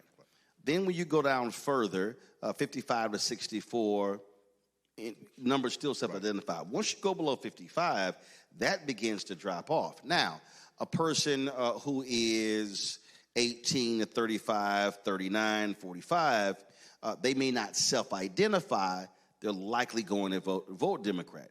But then you have an increasing number of folk, really beginning with Gen X. I hate the fact that Gen X was the only demographic that voted majority for Trump. I don't know what we were thinking. Right. But what you're dealing with here, and this is a conversation that is very hard for people to understand. When you look at Gen X, that's that first generation coming after the Civil Rights Movement, you now are having African Americans who are coming out of college who are making more money than their parents did. Correct. So they're having issues or having conversations about things parents never talked about before. You didn't have many black parents talking about the top tax bracket. Few of us were near the top tax bracket. We start talking about capital gains, investments, things along those lines. So I think also we have to recognize how education, the economics is also changing the politics and is demanding more of politicians and the black church and others to be able to speak to folks as to where they are, to say, hey, why should I support this person or this party? Right. And so, and with that being said, one of the things I think the church needs to do is that we, since we now, we don't talk about politics like we did before, that we should be talking more about Or I'll say this here. I should take politics out. The church has to be speaking to contemporary issues. Right. Politics plays a role in it. And so, fine, it can't be a D or R conversation, but it has to be an issue-driven conversation because you are impacted by that particular issue. Right, absolutely. One of the things that I know that I have done that has been open a lot of in the church, we have what we call forums. And in our forums, we talk about today's issues, what's really going on in today. And I have discovered that people have a voice. They want to know, let's talk about the real stuff that's really going on. And for too long, it's been taboo that we talk about. One of the things is like mental health. When we talk about mental health, we look at mental health as being quasi the stigma. But we all are suffering, but we don't want to talk about it. So we have to learn at the church to talk about real issues and be not so sensitive and get so defensive that we can't hear each other's perspective. But mental health also has a political side because that speaks to resources, whether it's school district, whether it's city, whether it's county, all of that. And so, again, to me, that's where I think the connecting the dots has to take place. Earlier when Pam was talking about how we have to be having these civic classes, to me, there should be, it could be a rotating thing, but I would suggest that if you've got 10, 20 churches, and then they say, hey, we're going to rotate this thing week to week to week so people can come and actually learn. And I keep telling everybody, make this thing as basic as possible. Literally say City Hall 101, School District 101, State Government 101, because a lot of people really don't know. And the reason I come at that from this perspective because my parents were co-founders of a civic club. Okay. And so they had 5 kids. And so here we were, 8, 9, 10, free labor, having to pass out pamphlets and put up signs. But the reality is, so I saw politics not from a 30,000-foot level, not from a political, I literally saw it from a neighborhood, how do we get this house, abandoned house torn down? How do we get these overgrown lots cut? How do we get, so that's how I grew up watching politics. Speaking before the city council when I was in the 10th grade, challenging city council members on the closing of cutting of pool hours when I was in the 8th grade. We had a council member, we had a church bazaar, I was born and raised Catholic, and he was like, I don't know. He's like, who kid? Like, I was jamming Eugene McGowan up. And again, because it was about public policy. And so I think that's where we have to be. We literally are going to have to teach folk civics because we got a lot of folk who ain't got no clue about how any of this stuff works. Right. Also, one of the things that I believe in stuff is collaboration. We don't want to talk about the real issues. As churches, we need to, and I know pastors, a lot of pastors are here, but we need. If you're a pastor, stand up. If you're a pastor, stand up. Don't be scared. There's one back there. Amen. All right, waving back there. All right, cool. Okay, go ahead. But one of the things that we need to have more collaboration and quit thinking about competition, separation. We are the church. We're supposed to be one. And so I don't care who takes the lead. I just want to be on the team and help our community and help our people. Where now it's so divisive and with that. So if we're divisive, what do you think is going to happen to the people? If they don't see us come together, what's going to happen with them? But the collaboration also, again, this is where I go back to what the data says. Like, for instance, I really hate, listen, I see alphas here, I see other folks here. I really do hate most people's voter get out the vote programs. I think most people's programs are trash. Okay. Here's why I say that. Because they're trying to be macro and not micro. All right? So if you take this election, so is it Kimberly Pope Adams, right? So Petersburg, we were there, Virginia State on Thursday. So 2 years ago, she lost by 53 votes. Okay? Petersburg, black folks didn't turn out in Petersburg. So if I'm looking at data, what I'm looking at is I'm saying, okay, if I'm in Fredericksburg, where are the top 10, 15 black voting precincts. So I want to know number of eligible voters. I want to know number of registered voters. I want to know who turned out in the last election. The data actually is public. You can pull it up and know exactly who turned out and who didn't.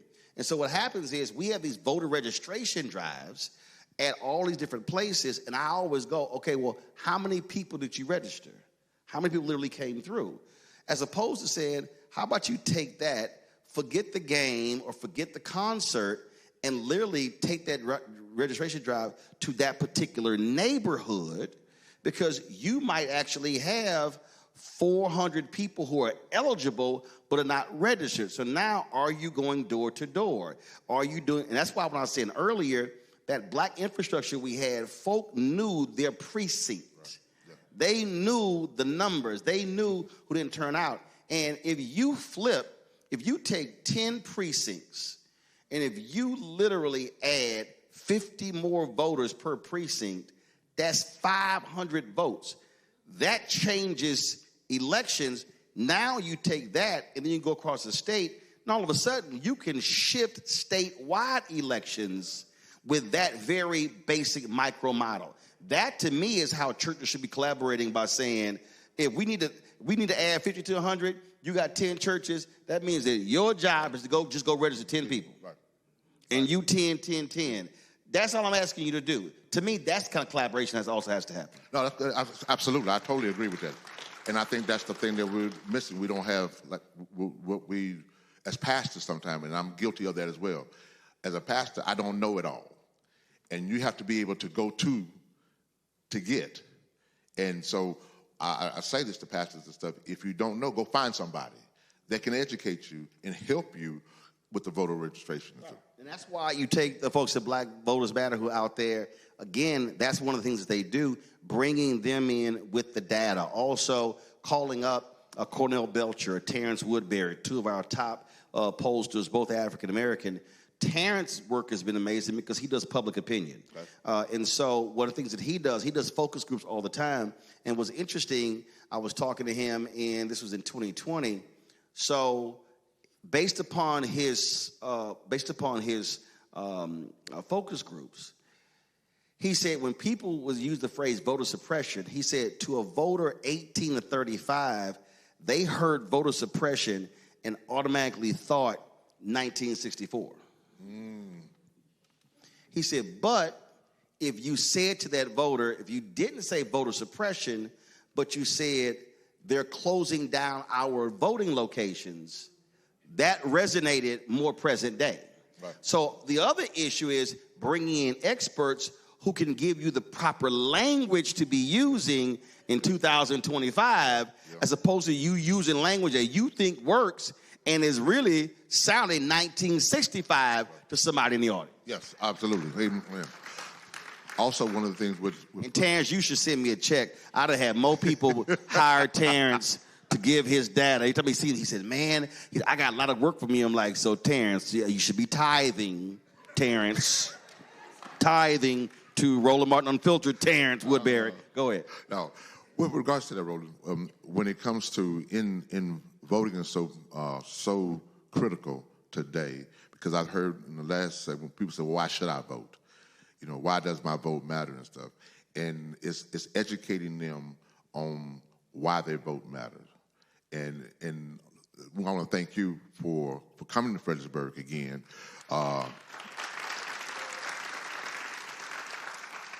Because this is what we need. We need to have more of these within ourselves. The question is, while it's great to have you here and having the show, the broadcast live, what are we going to do after this? Yep. Because the election is coming around the corner. And so we heard from... Well, you got the election in November, right. But then you're going to have elections next year. And there's going to be elections after that. And one of the things that I would suggest, not just to you, to everybody else, and I was talking to Gary Chambers in Louisiana. I was talking to, a couple of other young organizers, two sisters, brilliant sisters. But I was trying to explain, and they were like, Roland, but we just organized. I said, I get that. But I was trying to explain to them why they also have to utilize live streaming. I said, because if you stream that event, I said, do understand, so you take right now. So, more than 200 people in this room right now. But there are more than 4,000 watching. Right, correct. And then what's going to happen is we're going to take clips from what different people said today. We're going to post it on Instagram, Fanbase, Spoutable, Spill, TikTok, on LinkedIn, Facebook, Twitter, all the social media. We on 11 different apps. So that all of a sudden now it's going to be 40,000, 100,000. So one of the big mistakes that I believe that churches make, fraternities make, sororities make, in many groups, that we are so fixated of who showed up in the room without realizing that there's somebody who couldn't show up tonight, but they're watching and doing what they're doing while they're watching. So when you have those sessions, let's make sure that they're recorded and streamed for the person who couldn't physically be there. To your point, I had to learn this as a pastor. What, during COVID? No. Okay. We came out of COVID, and I'm learning this now because I am accustomed and acclimated to people in the audience. Not only realizing this stuff, that when I start streaming, my numbers was going to go up. Yes. So as I start streaming. Your viewership numbers and your tithing numbers. You ain't want to say it. I said it. See, when he said my numbers went up, I knew what he was talking about. He didn't want to say it. I was like, I know what number you're talking about. But I was getting frustrated because nobody was sitting here and nobody was talking to me. I'm a black preacher. Talk to me. Hey, man, you can get somebody to have some pre-recorded amens. This is not hard. All you got to do is have somebody hit the button like, preach, pastor. Say that. I hear you. That ain't hard.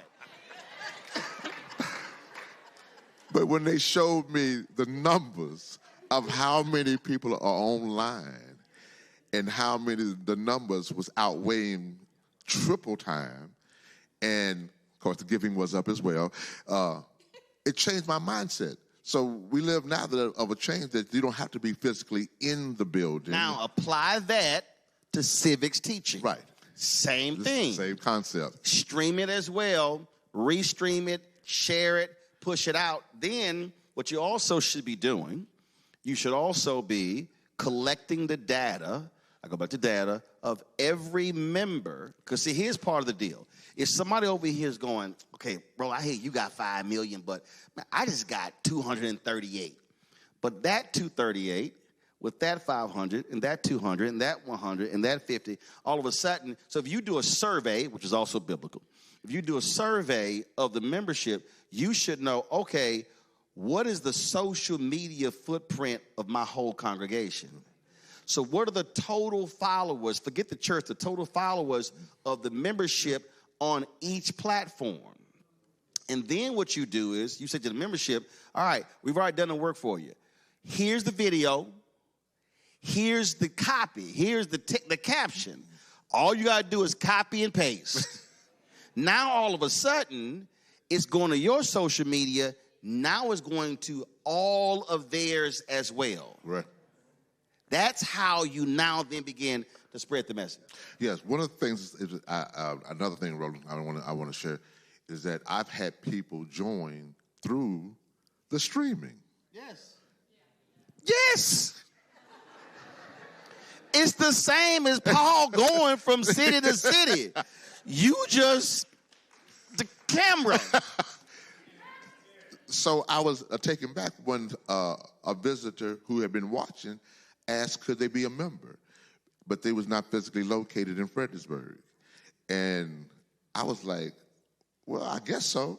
If you've been on, if you've been watching this long, that I guess ain't you the can. answer, Bishop. That ain't it. The answer is yes. But what I'm saying is, so now when you're having those civic discussions or whatever, so remember, there's somebody, they don't have to be in Fredericksburg, but if you're explaining to them public policy, I mean, I deal with it every day. People stop me in airports and they say, man, thank you. They said, thank you. I had no idea. But you explained it to us in a way that we can understand. They say, thank you. That's all they ever say. I've had people say, I ran for office because I watched you. So what I'm saying is we have to now be thinking completely different. So if you're having those discussions within the church, got to make sure and so even if you don't live stream it, it's recorded and you can stream it later because there's somebody who is going to watch it. And here's the other thing, the beauty of streaming. You're going to be asleep at 3 o'clock in the morning. Somebody's going to be actually watching that video.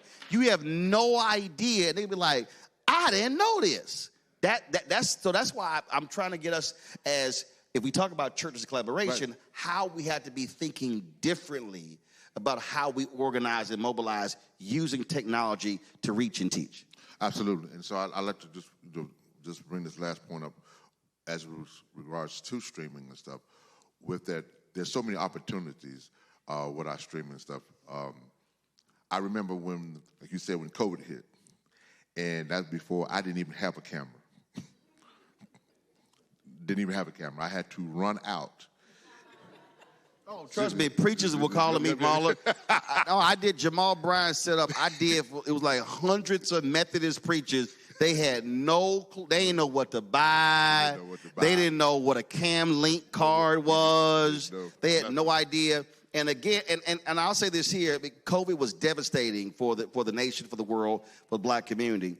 But the silver lining was that COVID forced, and black churches, HBCUs, and others, black institutions were 10 to 15 years behind technology-wise. Right. Yes, I will. COVID forced every institution, because they either caught up or they died. Yeah. So it forced everybody. I mean, Tom Joyner lost millions on HBCU online because HBCUs would not see online education. And then all of a sudden, COVID hit, they had no choice. Absolutely, and that was us. There you go. I mean, we went from Bible study to go-to meeting. How many even go-to meeting? The software. We didn't know anything, so we were just trying everything, but we had to figure it out. And then when we did figure it out and stuff, then we started, we had to crawl, and we walked, but then we started running. And ever since then, we haven't looked back.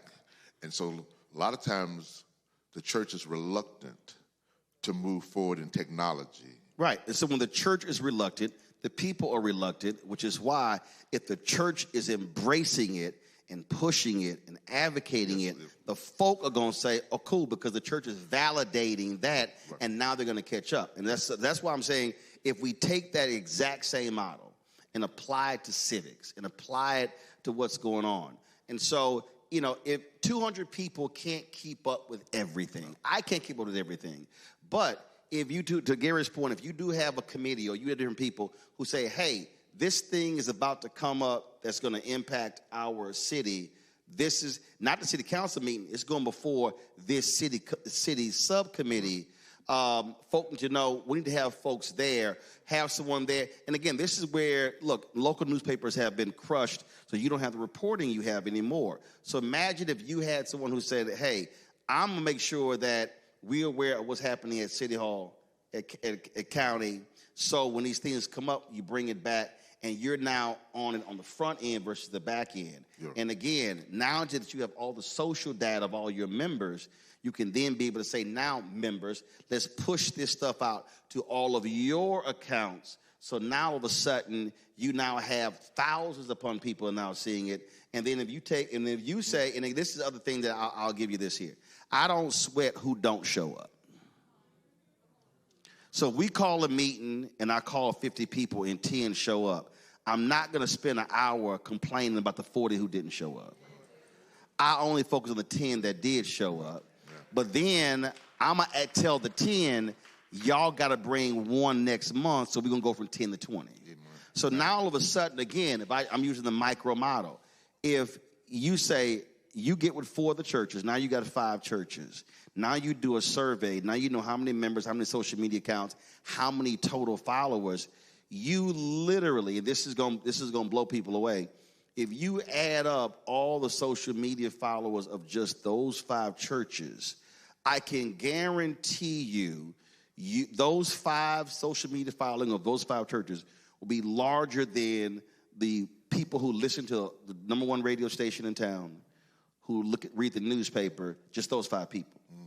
That's how we have to now understand how social has changed. So if we take those 5 churches, all their followers, folk who sending out recipes, people who sending out memes and sending out jokes, and if they now are sending out public policy alerts, now we've completely changed the community. Yeah.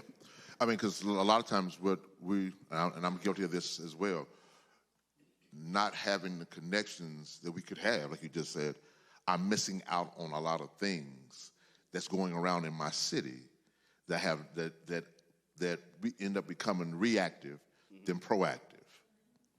And so when something goes down, then we're scattering, trying to show up. In other words, we don't, because we're not sharing.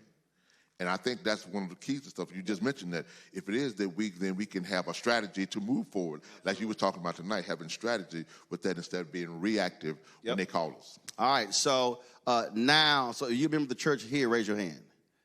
You remember this church, raise your hand. You remember this church, raise your hand. Okay, cool. Now, so what this means, everybody here, you now have some homework. See again. You now see. I tell you, I don't play these games. So you don't have to be a member of this church. You now should be able to go back to your church and say, Pastor, I need you to see this clip. I need you to see this conversation.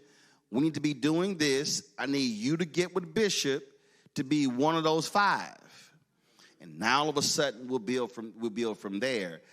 That's the only way this thing changes. So I don't want folk coming in here just sitting here listening, going, amen, that's right, say that. If we are not doing anything tomorrow, then Thursday, then Friday, then next week, and building upon it, then after the election, keep this thing going, that's how we actually change our community. I totally agree. Amen? All right, Amen. So I'm going to check. Now, let me explain something to y'all. Gary know, all of the civil rights people around the country, they all know, I believe in accountability. So, you see, y'all think I'm lying. I'm going to check back in 3 months. Let me be real clear. Now, don't let me have to check back in 3 months and then nothing happened. Because I'm telling y'all, I will put everybody on blast. Matter of fact, do this here. Okay, that camera right there. I need you to walk down. No, don't point at me. I know what I look like. I need you to, Henry, go to that camera right there. Go to that camera right there. I need you to walk down it aisle. Walk all the way back. Walk all the way back. No. Walk all the way back. Keep going. Keep going. Keep going. That's right. This is called a video mug shot. All right, come on back down. Come on back down. Come to me. Come to me. That's right. That's right. I'm busting everybody. If you lying, I wasn't there. No. Come right here. Come right here. Walk down the center aisle. Get everybody on video. Keep going. Don't be trying to turn y'all heads like y'all in witness protection or something. All right, come on down. Come on, Henry. Don't stick on my Henry. Don't switch to me. Keep it on. I need everybody. It's a video mug shot. All right, go on down there. If y'all wave, smile. If you hear what somebody ain't supposed to be here, that is not my problem. Baby, stop covering your forehead. We see you. As you go. All right, so everybody here, you cannot lie and say you weren't here. Y'all got some homework. In 3 months, this should be done. Y'all should have the data collected, and we should start seeing the results of this. Bishop, I appreciate it. No, I appreciate you, Roland. Thank you, sir. Thanks a bunch. Thank you so much. Thank you. I'm going to go to a quick break. We're going to come back with a panel final discussion for about 8 to 10 minutes, and we're going to shut this thing down. Folks, you're watching Roland Martin Unfiltered on the Black Star. Don't forget to support the work that we do. We don't have millionaires and billionaires like these right-wingers got cutting them checks. Our fan base has really been supporting us since we launched September 4th, 2018. We've had some 37,000 donors, and that's folks giving $1, $5, $10, $25. We ask our fan base to give on average $50 each a year, which is $4.19 a month, 13 cents today. Support this show, the other 4 shows on the Black Star Network. We're launching a business show. We're launching a health show. We're launching another daily news show. the next couple of months. And so we're the only, we're the largest black and the only black daily digital news show in the country. You do not have any other show in the country where African Americans are centered when we have this conversation. Nobody else is doing this. No, the larger black-owned media outlets, none of them are doing it. And so that's what you're supporting. So be sure to support our work. If you want to use Cash App, use the Stripe QR code. You see it right here in the bottom left-hand corner. That's also for credit cards. PayPal is R Martin Unfiltered. Venmo is RM Unfiltered. Zelle, Roland at RolandSMartin.com. Roland at RolandMartinUnfiltered.com. Checks and money orders. A whole bunch of y'all don't believe in no technology. So y'all got them checks and money orders, and I told y'all got to stop writing me checks and then hoping I cash it in 2 weeks. Y'all, I don't go to the mailbox. I go to the mailbox every 2 weeks. Okay, so I got to open an envelope. I got to sign the back of that check. I got to take a picture of that check. Some of the money orders don't go through. I got to send it to the bank. So y'all going to have to give brother like 60 days, okay? So you need to balance your checkbook. If you don't believe in Cash App, Zelle, PayPal, or Venmo, and you got check and money order, you got to give brother some time. And so checks and money orders, make it payable to Roland Martin Unfiltered, P.O. Box 57196, Washington, D.C., 20037-0196. And see, y'all in the room, y'all laughing. Y'all actually think I'm tripping. No, I got about 50 checks and money orders in my backpack right now, and I got to go through each one. So don't y'all be sitting here laughing. That's real. All right, I'll be going to a break. I'll be right back here, Fredericksburg, Virginia. Back in a moment.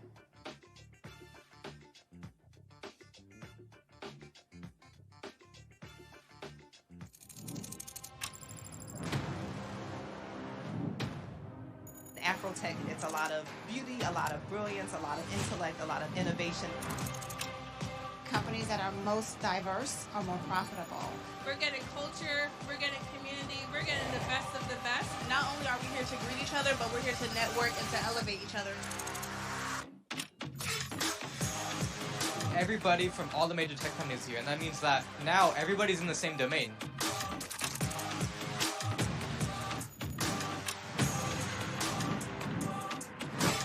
The premier event every year. This is really where we could take off. You can go fast by yourself, but we go farther together. This is where you're supposed to be. I am Swing Cash, Basketball Hall of Famer, and you're watching Roland Martin Unfiltered.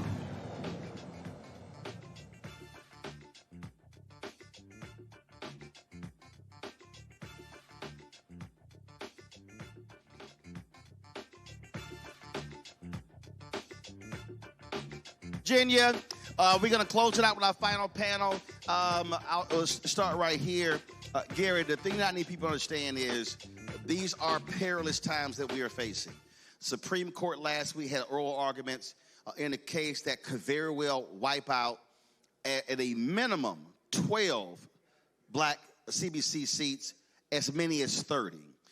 In North Carolina, the Senate, they've actually passed a new map wiping out already through racist gerrymandering the seat of Don Davis. They took out several others in the last election. So people need to understand, we talk about voting. North Carolina is a perfect example. When Sherry Beasley ran for the Supreme Court, she was Chief Justice. She lost by 401 votes. You had more than 250,000 black folks in North Carolina who didn't vote. That's right. Had she won, Democrats would have had a 6-1 majority in the state Supreme Court. She lost, they had 4-3. The next election, they lost, now it's 5-2. Republicans in control. That's how they're allowing them to do racial gerrymandering, partisan gerrymandering, get rid of ballot drop boxes. So folk have to understand, you can't get mad at somebody being in power and using the power when they folks vote and you didn't. Absolutely. Most statewide elections are by the differential of unregistered votes and people who don't show up. And like you said earlier, Brother Roland, if you just take that data, then you know where to go to find the unregistered voters. To have voter registration at a mall or at a football game is to go fishing and ask the fish to jump in the boat. Ella Baker, who trained Julian Bond and Marion Wright Edelman and Stokely Carmichael from Virginia, use the community door-by-door technique. Now, that's harder. It's called canvassing. And that means you got to take a chance to go up to somebody's door and persuade them. But we can't ask for Canaan if we're not trying to go through the Red Sea. And so effort matters. And so, Roland, I'm glad you brought that point up because, you know, when we look at mobilizing people, another quote from Reverend Jesse Jackson, yes, I have 1,000 of them, but if you're not on fire, you can't give off heat. Let the church say amen. You done? Nope. I thought you had 5 more Reverend Jackson statements. Michael, now, Gary brought up statewide, but this is the thing I need people to understand. We talk about gerrymandering. You have gerrymandering of state rep seats, state senate seats, congressional seats. There is no gerrymandering in statewide seats. That's just naked turnout. And so part of the biggest issue that we are seeing is that for African Americans, we're literally leaving our power at home. We are seeing all across the country where we're excited if black turnout is 48, 50, 52, 60%. I keep saying that our goal has to be wherever you have a large group of black voters, it has to be 70%. So the difference, let's just take simple math. If you have 100,000 people who are registered and 40,000 vote, that's 40,000. If 70,000 vote, that's an extra 30,000. That 30,000 alone will determine statewide who wins and who loses. And so we have to be getting our folks to understand that we are literally leaving our power at home. So we're complaining about what we're not getting. It's because we're not being activated to actually use that ballot box power. Absolutely. You know, you talk about these different cases that have happened, and you know what I like to say is they like to either pack us or crack us. They're either going to pack us into districts where there's 85% black people in there, so that way all of the votes are congregated in there, or they're going to crack us up and such the numbers are so small that we don't actually have an opportunity to really support who it is that we're aiming for. And so a lot of times what happens is that's why people start to feel like, well, does my vote even matter? And so, yes, what I heard you talking about, Roland, talk about, it's about the total number in these statewide races. Absolutely. But one of the things that you start to realize is people don't always know the difference between all of the elections. And so what they see what happens with the presidential election is what they assume happens at the state level as well. And so a lot of times it goes back to the point of us needing to educate people on how their vote truly matters. And in an election like that, I'm telling you, you heard Roland say we want to be at 70, 75%. And I hear people say all the time, well, you know, is that realistic? Is it realistic? First off, it should be, but I'm going to tell you, you know, you're talking to the young black man who was raised by a single father next door to a drug house who grew up to be the first ever elected African-American to represent Stafford County in 350 years of his existence. So if I only believed in what people told me was realistic, my life is not a possibility. And so when I sit here and we see rooms like this, I love what you did. Make sure my man with the camera got that. He got everybody in here. He gave us all homework of what it is that we were expected to do, because that 70 to 75%, that is our new reality. And so we need everybody to do their part. Make the phone calls, knock the doors, you're riding on the bus with somebody. Brother, sister, have you voted? It's going to take each and every one of us. We need each and every one of you for us to be able to make an impact in these elections. Philip, the late Joe Madison used to always say, you got to put it where the ghost can get it, and how to make it plain. And when Nicole was talking about going to the door and the guy said, not political, this is where we have to be smart to step back and say, okay, and I do this all the time. I don't care who it is, I'll say, what's the one thing you care about? And they look at me and they're like, what do you mean? I say, what's the one thing you care about? I had a brother who asked me that question. He said, education. I said, all right, you got kids? He said, yeah. I said, well, what grade? He had 2 kids in elementary school. I said, you in the PTA? He said, no. I said, now I'm confused. I said, you just told me that education was your number one thing. I said, you don't even belong to the PTA at your kid's school. So how is it your number one priority? And the brother looked at me, he said, dang. Man, I ain't never thought about that. I'm like, precisely. I said, so if you don't care enough about your kids' school, why should I care and I ain't got no kids? He need to so part of this thing that we have to do, we have to make politics and issues personal to people and not in this abstract, oh, in Richmond, oh, in D.C., not realizing that, no, your electric bill is political. Your water bill is political. Everything is, and walk somebody through, and they're gonna look at us like, man, what you talking about? Well, that electric rate is set by government. See, they are not the average person understanding that. So I think that's how we have to be approaching this. We got to make it as personal as possible to every person. Final comment, go ahead. Well, one thing we need to start doing as African Americans, we need to start looking in the mirror, and we need to start walking it like we talk it. We talk it all day long. Oh, I need this. We need to do that. We need to do that. We need to do this. And where's the we at? The we gets up and then you sit at home. You got, if you really want to, look, these people are putting energy in your oppression. Let me say that again. They're putting energy in their oppression. Their churches are sitting there working hard to get their people out so they can oppress you. And if you can't fight your way out of that, then you got to start looking in the mirror. You know, Harriet Tubman said, what? I freed 1,000 slaves, freed 1,000 more if they'd only known they were slaves. They coming for you. They're coming for your vote. They're coming for your houses. They're coming for your education. They're wiping black education out of schools. And all we do is sit back and what? So folks have got to start getting up and getting angry. You know, I watched this show called American Gods, and there was one scene where this black god, you know, was talking to these slaves in the bottom of this boat and letting them know that, you know, what's looking forward to them for the next 400 years ain't much. And there's a scene where the slaves get angry and they're ready to take over the ship, and I can't say the word that he used, but he said, anger gets done. So if you can't get anything else, get angry. Get angry at what we're seeing out here. How can you sit here and watch all this going on out here today and not be angry?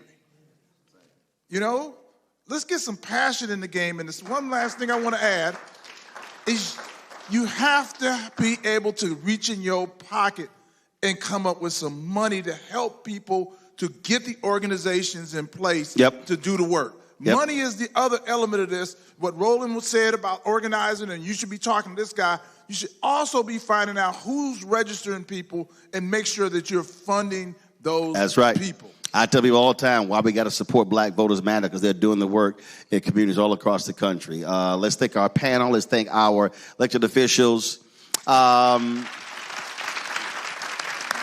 I don't know where I was, they gave me this hoodie. I don't even know people give me stuff all the time. But they gave me, it said, Black men vote with purpose. And one of the things that we're always doing, are encouraging, come on, give me a shout out of the shirt. We're always encouraging people to understand how we have to be communicating with each other.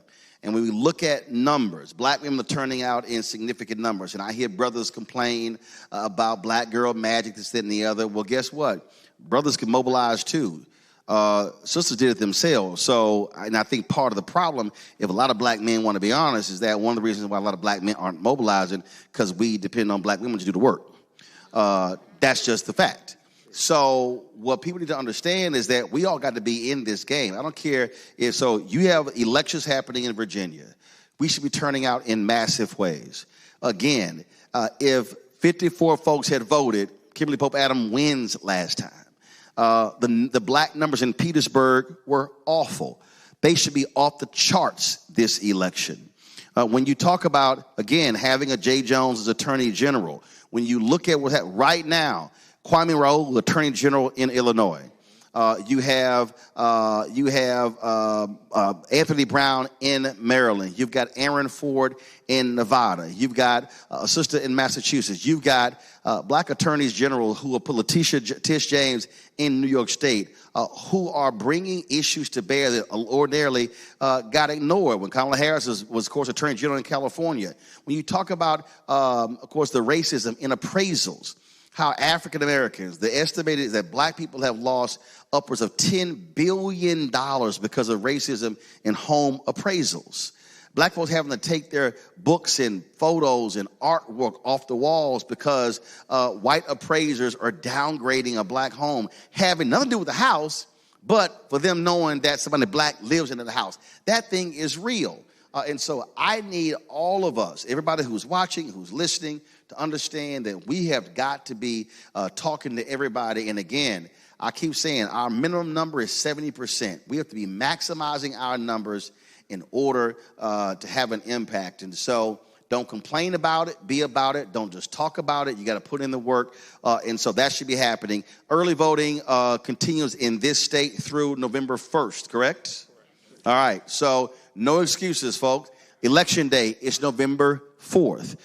We're going to be in Virginia Beach and Suffolk on November 3rd. So look forward to that broadcast. And so look forward to that. And so you see the data right here. The deadline to register to vote, update your registration, is October 24th. Deadline to ask for a ballot to be mailed to you is also October 24th. Last day of in-person early voting is Saturday, November 1st. Election day takes place on Tuesday, November 4th. And so please take advantage of that. If you're in New Jersey, there are other local elections happening all across the country. So check the early voting deadline in your state. Check all the deadlines in your state, because again, they differ depending upon the state you're in. Let me thank the folks. We thank Bishop and the folks here at Vision for allowing us to be able to broadcast from here. We appreciate all the hospitality. Thank all of y'all for coming out as well. Y'all got some homework, and so let's get to work.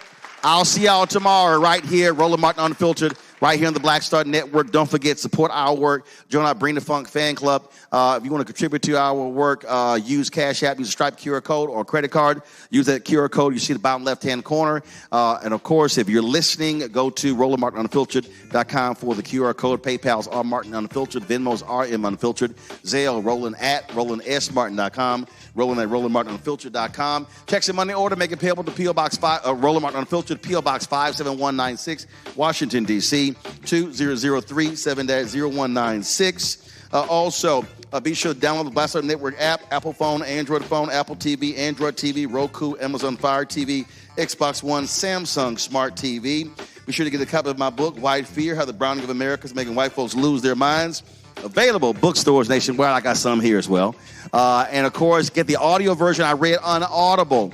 If you want to get our Roland Martin Unfiltered Black Star Network swag, please do so by going to shopblackstarnetwork.com. Also, if you go to that website, you see all of the different products. Those are all black-owned companies. We've been partnering, and so we certainly appreciate all of them participating with us.